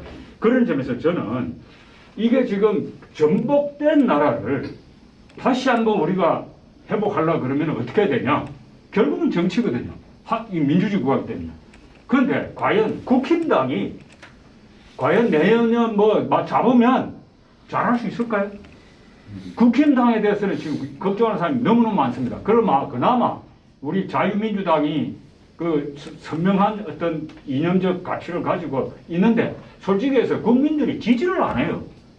그런데 어떻게 진지전 저거를 돌파할 수 있겠습니까? 적어도 자유민주당이 적어도 우리 국회 한 3분의 1 정도를 국민들의 지지를 받아야 이게 우리가 대한민국을 지킬 수가 있는데 지지를 못 받는 정당이 무슨 힘이 있습니까? 그런 점에서 저는 이 문제에 대해서는 우리 스스로 성찰이 좀 필요하지 않을까 그 생각을 좀 해봤습니다. 크게 세 가지 같습니다. 저 핵을 저렇게 갖고 있는 부분 저 어떻게 할 거냐. 두 번째는 이 진지전을 하는 것에 대해서 실질적으로 어떻게 할 수 있겠느냐. 그 다음에 이제 정치의 문제인데 세계는 판단해서 알아서 예. 잠깐만요. 이제 우리 정치를 어떻게 풀어갈 문제는 뭐며 어떻게 풀어갈 것인가 하는 거는 아무도 여기서 완벽한 대답을 할 사람 아무도 없어요. 강 선생님도 우리보단 차라리 모를 수도 있어요. 더 잘할 수도 있지만 따라서 오늘은 이 강 선생님을 모셨으니까 북한 문제를 어떻게 푸는가에 주로 초점을 두고 지금 질문하신 건 중요한 질문이지만 강 선생께 답을 들을 건 아니라고 보고요. 예. 강 선생이 거기 관련해서 예, 알겠습니다. 예. 제가 한 가지 먼저 말씀. 질문 먼저 하시죠. 예. 그 이제 북한의 핵 문제로 우리가 이제 그 핵 자체만 이제 그만 보면서 되게 두렵다 이렇게 생각하게 되면 그게 끝도 없는 거죠. 그러니까 우리가 역으로 생각할 때 북한 입장에서 핵이 도대체 뭐냐.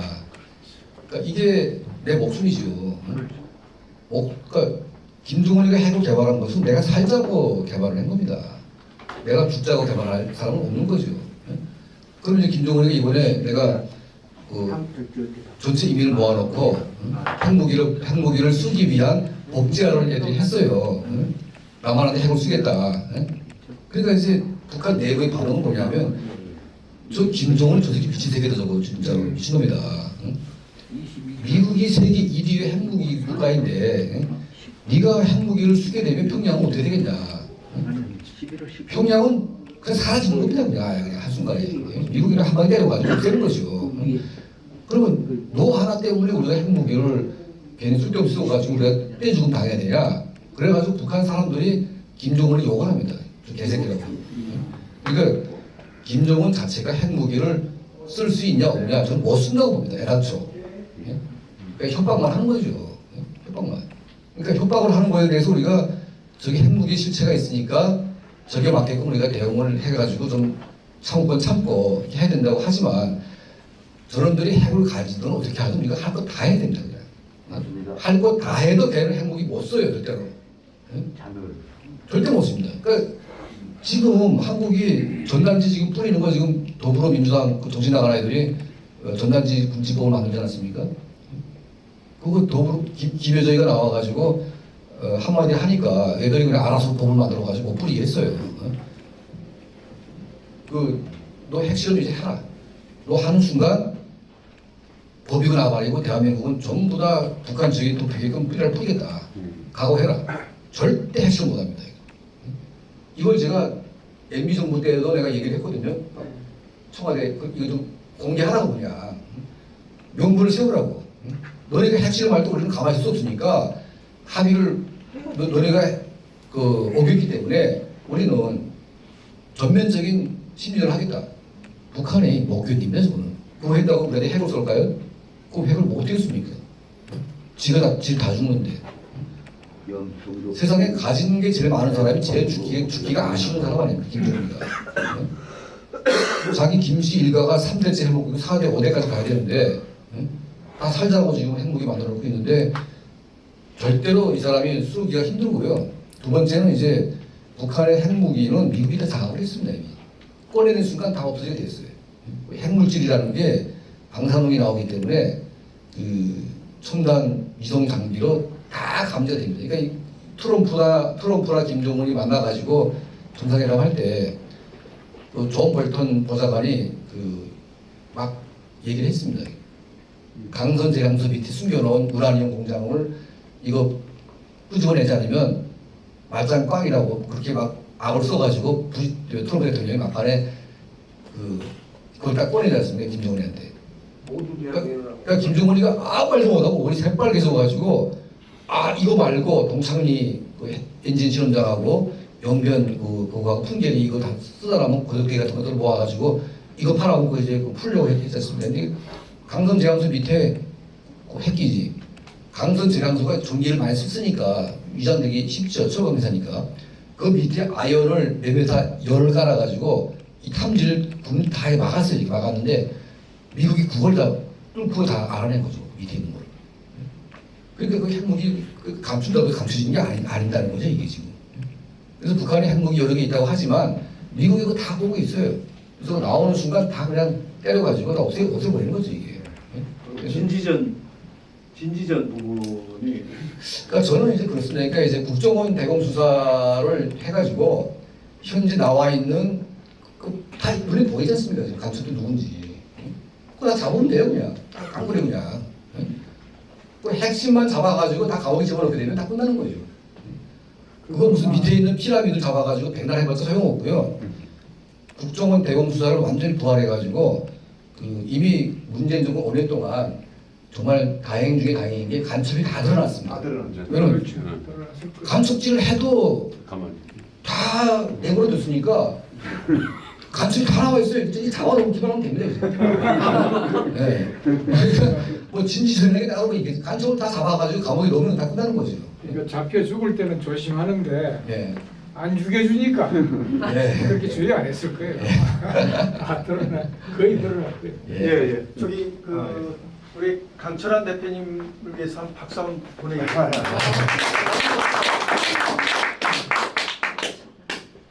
문재인 씨는 노비의 아들입니다. 거제도의 어떤 한 부분 부호가가 노비 2명을 뽑습니다. 근데 한국 사람이 한 분이 선발이 되고 또 한 분은 문재인 씨 아버지가 선발이 됐다고 그래요. 지금 살아계신 분의 말씀에 의하면 문재인 씨가 자기 집에 노비였다고 얘기를 해요. 그래서 그거는 혹시 그러한 분이 면담을 하시겠다고 하시면 소개시켜드릴 용의가 있고요. 문재인 씨의 그 용어 선택을 이렇게 표현을 해주셨으면 좋겠어요. 왜냐하면 강 대표님은 연사니까 대한민국 정상 국가 시스템을 파괴한 파괴범이에요. 문재인 씨는요. 제가 보는 견지에서 그렇습니다. 그래서 용어 선택을 명확하게 좀 해주실 필요가 있을 것 같고, 대한민국을 지키려면 이 탈북자가 제가 알기로 2만 명 이상 되신 분들이, 그분들이 잘 살아야 되고, 그분들이 어떻게 보면 시스템상으로 지금 뭐 근로복지공단, 장애인 촉진공단 뭐 이런 데가 있거든요. 그러듯이 탈북자 공단 같은 걸 국가에 요청하셔서 탈북자 공단을 만들어서 그분들 중에 교육을 시켜서, 우리가 회사에 가면 1년에 성교육을 이수를 합니다. 그래서 탈북자 분들이 생생하시니까 그분들이 대한민국의 몇 인 이상일 경우에 성교육을 이수하듯이 방공교육을 이수하는 거죠. 탈북자 공무원이나 군인들이나 기타 그런 국가 시스템에 있는 그러한 집단에 탈북자가 생생한 교육을 학교 같은데 하는 거죠. 그걸 우리 강 대표님이 국가에 요청을 해서 그러한 탈북자 분들이 자유민주주의 대한민국에 자랐구나, 또 그 연사들이 곳곳에 역할을 할 수 있다, 그런 걸 한번 재현하고 싶고요. 또 하나는 탈북자 날이 있나요? 없습니다. 탈북자 날을 지정하셔서 동작동 국립묘지가 43만 5천 평입니다. 그 탈북자 날을 지정하셔서 탈북자들이 동작동 국립묘지에 오셔서 건국 대통령이 계신 이승만 대통령, 박정희 대통령이 계시니까 그런 투어, 그리고 현충의 탑에 가면 방공 교육이 일사불란하게 이루어지고 있거든요. 그래서 탈북자 난을 강 대표님이 제정하셔야 되고, 또 이제 저희 나라는 이북 오도민 청이 있거든요. 탈북자들이 이북 오도민과 어떤 관계성 같은 걸 갖고 있나요? 그게 이제 그렇게 하려고 노력은 하고 있는데, 실향민 세대가 1세대하고는 저희가 이제 맞는 부분이 있는데, 2세, 3세부터는 부모가 북한 사람이지 다 한국 사람화가 돼 있기 때문에 조금 이제, 물론 이제 부모로부터 강력한 이런 분들은 또 잘 하고 있는데, 동화되기가 좀 쉽지는 않은 것 같아요. 그러니까 서로 이제 이북오도청에 있는 분들도 이제 그런 기득권이 있고, 탈북자들은 이제 우리가 1세대이기 때문에 우리가 이제 해야 된다 이렇게 주장을 하고 있고, 근데 여기서 약간 좀 이제 마찰이 좀 있긴 있는데, 그것도 어떻게 보면 이제 탈북자들이 주체가 돼서 이북오도청을 맡아서 한국 정부가 북한하고 싸우는 게 아니고 이북 원어촌이 북한하고 싸워야 되는 겁니다. 끝으로 그 하나 더 제언하고 싶은 건요. 예. 지금 자익 세력들이 세력화되고 그 고분부터 할 수 있던 게 하나의 기금이거든요. 예. 그리고 이 통일기금 내지는 탈북자 기금 같은 걸 일정 이상 어떤 그 뭐 정말 그 영위하기 어려운 기업들한테는 그런 어떤 그 뭐 징수하기는 어렵지만 어느 정도 그 기금 그 법인세 낼 수 있을 정도의 어떤 경우에는 탈북자 기금, 통일기금 같은 걸 요청을 해서 그 기금이 형성돼야만 그러한 어떤 저희가 방공교육도 할 수가 있거든요. 예. 그 기금을 통해서 그 교육 프로그램들도 만들고 그런 단체를 통해서 시스템으로 이겨야 되거든요. 예. 그런 시스템 구축하는 그 전문가 그룹들을 만들어서 해나가면 좀 더 탈북자 오신 분들이나 탈북자 그런 그 뭐 전단지 보내고 그런 걸 좀 더 제도화할 수 있지 않을까 하는 생각이 듭니다. 그래서 시스템으로 이겨라라고 좀 제언하고 싶습니다. 예. 그러니까 그게요. 예, 잘 알겠습니다. 감사합니다. 제가 들어보니까 다들 공감을 하는데 우리 저 강 선생님이 답변할 게 아니고요. 우리 모두가 정책적으로 방향을 풀어가도록 정부하고 협의해야 할 좋은 문제를 알려주셔서 감사합니다. 우리 당이 있는 것도 그런 걸 하는 것이니까 그런 부분이 뭔가 정책화되고 반영되도록 노력을 하겠고 그럴 때 필요하다면 강 선생님도 같이 포함을 하고 또 여러분들과 의견도 듣고 그렇게 하겠습니다. 오늘 좋은 거 말씀해 주셔서 감사합니다. 저희 장관님 말씀했다시피 일단 저희도 이제 하고 싶은 게 있거든요. 그러니까 저희도 해보니까 그러니까 중부 해남부로부터 우리가 한 3천만 원 받고 좀 후원 받아가지고 한 5천만 원 정도 가지고 이제 한 100개 학교를 저희가 이제 강연을 했거든요. 그러니까 이제 학교에서 강연을 못하는 이유가 강사비를 내려면 좌파 교육감들은 허락을 안 한대요. 강사비를 지출 안 한답니다. 이게. 그러니까 선생님들이 하고 싶어도 강사비를 못 주니까 허락을 못 하는 거죠. 근데 우리가 이제 강사비를 가지고 갈 테니까 너네 그냥 자리만 따라달라. 그러면 되게 쉽게 됩니다. 쉽게. 부담 없이 그냥 뭐 굳이 승인 안 받아도 3개 학부 모아놓고 이제 강연을 하거든요. 그럼 이제 북한 아이들 같이 가가지고 북한 얘기 한번 해주고 동영상 한번 띄워주고 이제 북한 책을 보여주면 애들이 다 감동받아가지고 한 번 받은 애들은 싹 가라지고 나오죠. 예. 이거 한 번 무조건 해야 됩니다. 애들한테. 그래서 이게 뭐 진짜 기금이 좀 만들어져가지고 뭐 진짜 뭐 몇십억 이상의 진짜 기금 만들어지면 우리가 북한 애들, 청년들, 똑똑한 애들 한 40~50명 불러가지고 전국의 학교 갖다 보내는 거죠. 보내가지고 그 학교에서 할 선생님이 많습니다. 제가 해보니까 처음에는 막 시큰둥 하다가 나중에 애들이 반응이 좋으니까 오히려 이제 저희가 이제 끊어진 지 한 2년 됐거든요. 됐는데 이제 그 강연 안 하냐고 연락이 많이 옵니다, 지금. 예. 근데 우리가 뭐 돈이 없으니까 사실 못 하는 거죠. 예. 예. 지금 이제 시간은 조금 됐는데 이광호 박사님 좀 마지막 질문 좀 하시고 요 끝나고 저 밑에 식당이 이야기되어 있으시니까 식사는 뭐 육개장 정도 한 8,000원인데 그 개인 부담을 원칙으로 하겠습니다. 그래서 마지막 질문 받으시고 정리하고 식사하시면서 조금 더 말씀 나누실 분들은 같이 내려가는 걸로 하겠습니다. 우리 뒤에 두 분이 그 장소는 안내해드리겠습니다. 예, 마지막 질문 좀 해주시죠. 네, 수고 감사드리고요. 그 문재인이 출생의 비밀에 대해서 말이 많았잖아요. 실제 1953년 거제 출생이라고 지금 그렇게 대통령 봐도 그렇게 나오는데 지금 1949년 북한 흥남 출생이다 그렇게 얘기 많이 들으셨죠? 네.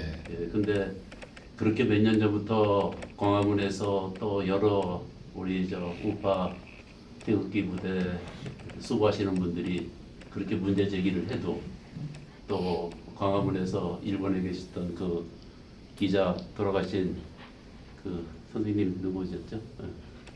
저번에 그렇게 했는데 문재인이 절대 거기에 대해서는 한 번도 반론이 없거든요. 그렇게 제기를 해도 우리 고영주 대표님 공산주의자라고 했다는 거에 대해서는 이렇게 법적으로 태클을 걸어서 했는데 문재인이 출생의 비밀에 대해서는 청와대에서 한 번도 그 떠드는 사람들한테 대해서 안 했는데 혹시 북한에서 그런 정보 같은 거 혹시 알고 계시나요? 그러니까 이제 제 느낌인데요.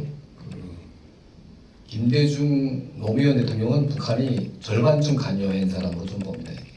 절반쯤. 예. 근데 이제 문재인, 이재명은 처음부터 계획을 해가지고 만들어낸 사람입니다. 북한용으로. 그러니까 준비된 사람이라고 저는 봅니다. 그러니까 이제 그러면 이제 태어날 때부터 어떻게 이 사람을 이렇게 세탁을 해가지고 쭉 후계하면서 권력의 여지로 이제 붙여주는 거죠. 그러니까 우연히 노무현 변호사하고 거기다 같이 일하게 만들어주고 또 청와대 또 비서실장으로 옮겨가게 해주고 이렇게. 그러니까 뭔가 이제 권력으로 갈 수 있는 길을 계속 깔아주면서 나중에 대통령으로까지 이제 가는 건데 그 전에 이제 제가 그 정동영 후보가 나와 무슨 이렇게 그 더불어당 쪽에 이제 뭐 후보로 나온다고 북한 애들이 그런 얘기를 하길래 아직 거기는 후보 선정이 안 된 그런 때였거든요. 근데 통정부 중국에 있는 통정부 놈들이 우리는 정동영을 정했어 뭐 이러는 거예요. 야, 너 새끼들이 뭔데 정하고 말고 있냐, 대한민국 정당인데. 그러니까 이 보고 보라고 그래서 그때는 정동영 씨가 전혀 나올 게 없었고 이인재 씨가 가능성이 있다고 막 그렇게 했었거든요.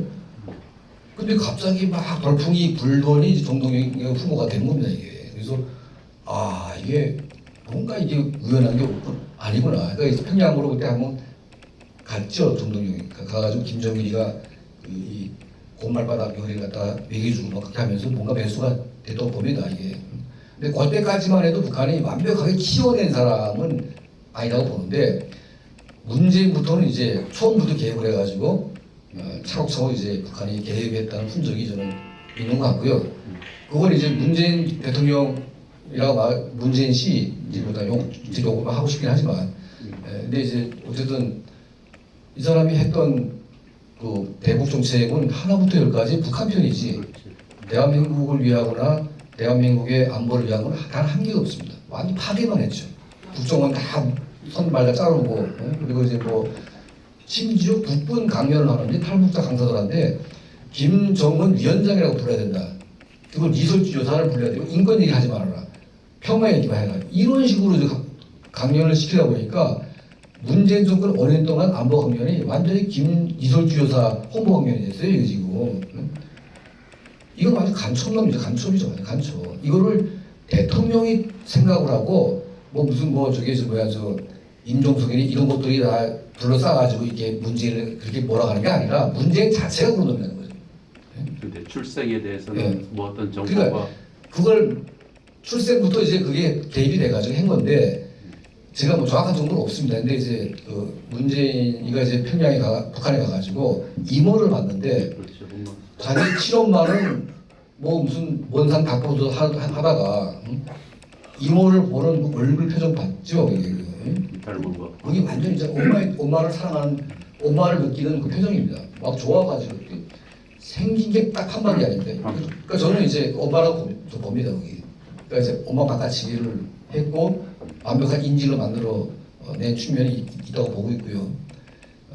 그런데 그런 세탁 과정이 쭉 있는데 이거는 북한이 공작 차원에서 했기 때문에 그 밝혀내기가 쉽지 않겠죠. 명확한 증거를 가지고 명확하게 갖다 때리지 않으면 이게 좀 이제 파괴력이 없을 수 있는데 가장 중요한 거는 그 평양의 그 국민등록증상의 사회안전부에 문재인 그 외가 쪽에 그 서를 떼보면 됩니다.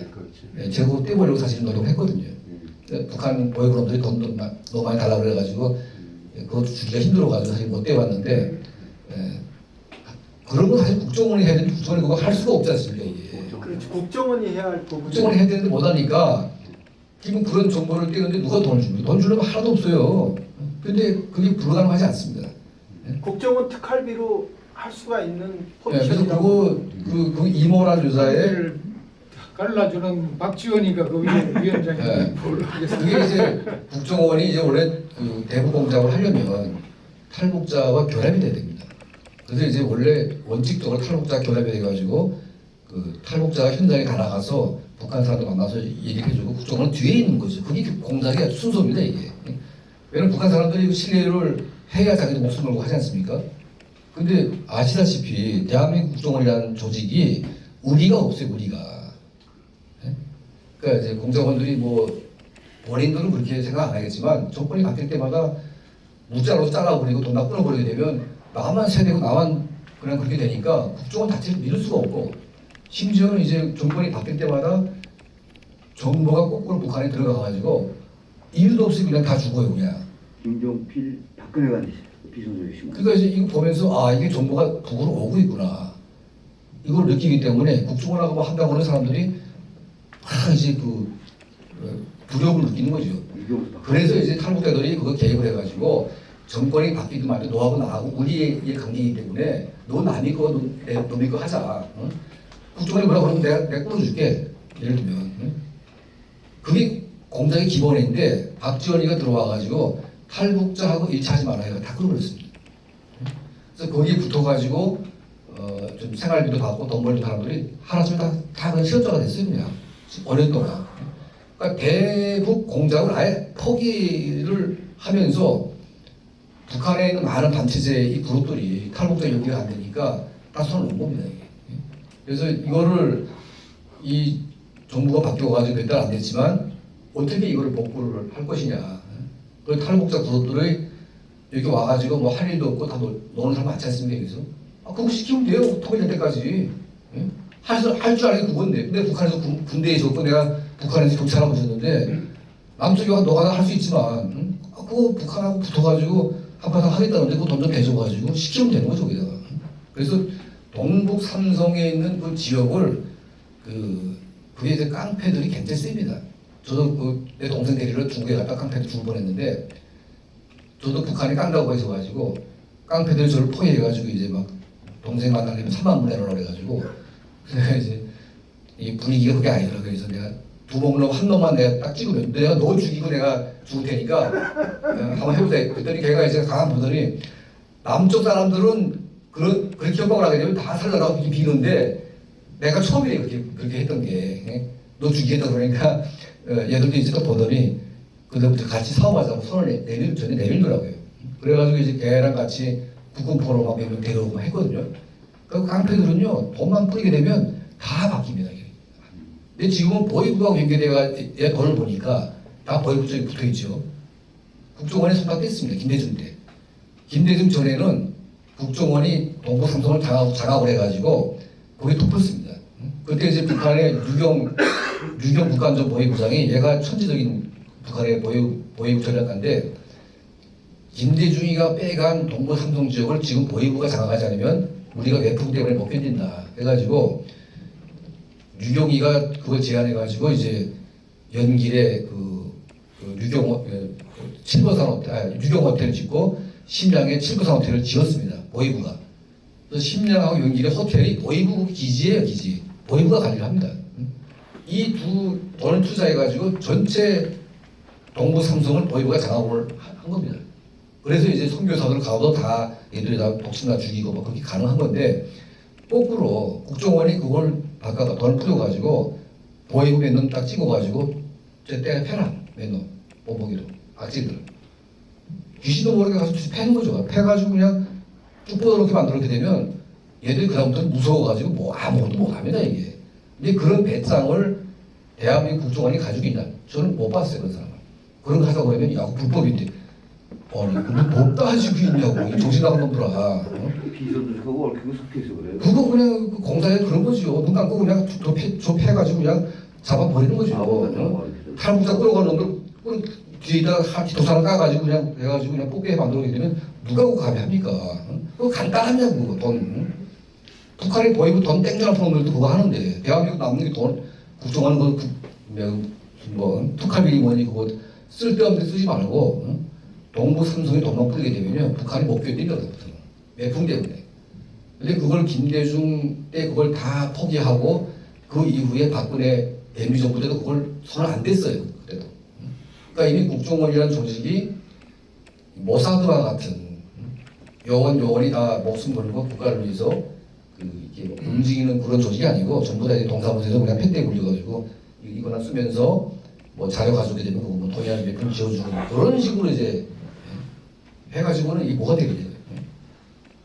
탈북자만 나가가지고 목숨 걸고 싸우다가 뭐 잘못되면 뒤로 빠지고 유경 중국 닝보에서 그 탈북자 12명을 데려오지 않았습니까? 그 정보사 사람들이.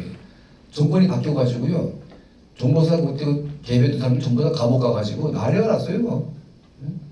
근데 그 사건이 왜 대단한 사건이냐면 김정은이가 보이브 정책을 바꿔가지고 북한에서 남쪽으로 간 탈북자를 다 끌어와가지고 그들의 입으로 남쪽을 비난하게 만들라. 그래가지고 이제 한 40명을 공작해가지고 다 북한에 끌어갔습니다. 탈북자들 끌어가가지고 얘들이 막 남쪽에 일을 하는 거죠. 그러니까 북한의 순진한 사람들이 그거 보면서 와 남쪽에 가봐야 정말 비참하구나. 이렇게 믿으려고 하는 찰나에 평양에서 선발돼서 나간 12명의 아가씨들이 때로 남해 갔다 오려니까 애들이 데려다 가는 거예요 이게. 아 다 사기구나 이거지. 다 사기구나. 그래서 김정일이가 했던 10년간의 정책을 그 한 사건으로 뒤집어 버린 겁니다. 그러니까 어떻게 보면 대한민국 국정원이 얘들을 용무로 세워야 되는데 정권이 바뀌었다고 해서 이 사람들을 갖다가 억지로 데려온 것처럼 뒤집어 씌워가지고 그 지배인 허강 1위는 미국에 도망갔어요. 감옥에 넣게 달려가지고. 그러니까 이게 뭡니까 도대체가 이게 지금. 나라가 이게 지금. 그래서 지금 중국의 한 14만 명의 탈북자가 아니고요. 북한에서 파견돼 나온 노동자들, 식당 종업원들 다 남쪽에 가고 싶어 합니다. 이거를 다 데리고 가야 돼요. 이 문제가 제기된 건 이도영 선생이라고 이게 뭐 옛날에 조선일보 기자도 하시다가 주로 일본에서 활동 많이 하신 분인데 그분이 일본 조청연계 통해서 문재인이가 흥남 출생이다. 여기서 이제 신분 세탁을 해서 했다는 거를 이제 광화문 정강원 목사 텐트하고 김문수 지사 그 텐트에서 그 의문을 제기했거든요. 그 일본에서 춘추에 나왔죠. 일본. 그래서 일본 사회에서는 문재인이가 절대로 거제 출생은 아니다. 그러니까 그런 약점을 갖고 있기 때문에 북한에 대해서 아무 소리 못하고 북한에서 그런 비밀을 알고 있기 때문에 또 아까 말씀드린 대로 금강산에 갈 때 자기 가족 다 데리고 가서 한 사실인데 그거를 어렸을 때하고 대통령이 국민학교 기록이 없거든요. 그러니까 국민학교 이제 그 말씀들을 조금 추가적인 말씀을 좀 추적을 좀 같이 나눌 분들은 내려가겠습니다. 시간이 많아서 할수 있습니다. 그걸 저 우리 선생님께서 강신한 대표님 마무리 말씀 간략하게 다 됐어요. 네, 다 됐습니다. 오늘 진짜 너무 감사합니다. 강신한 대표님에게 뜨거운 박수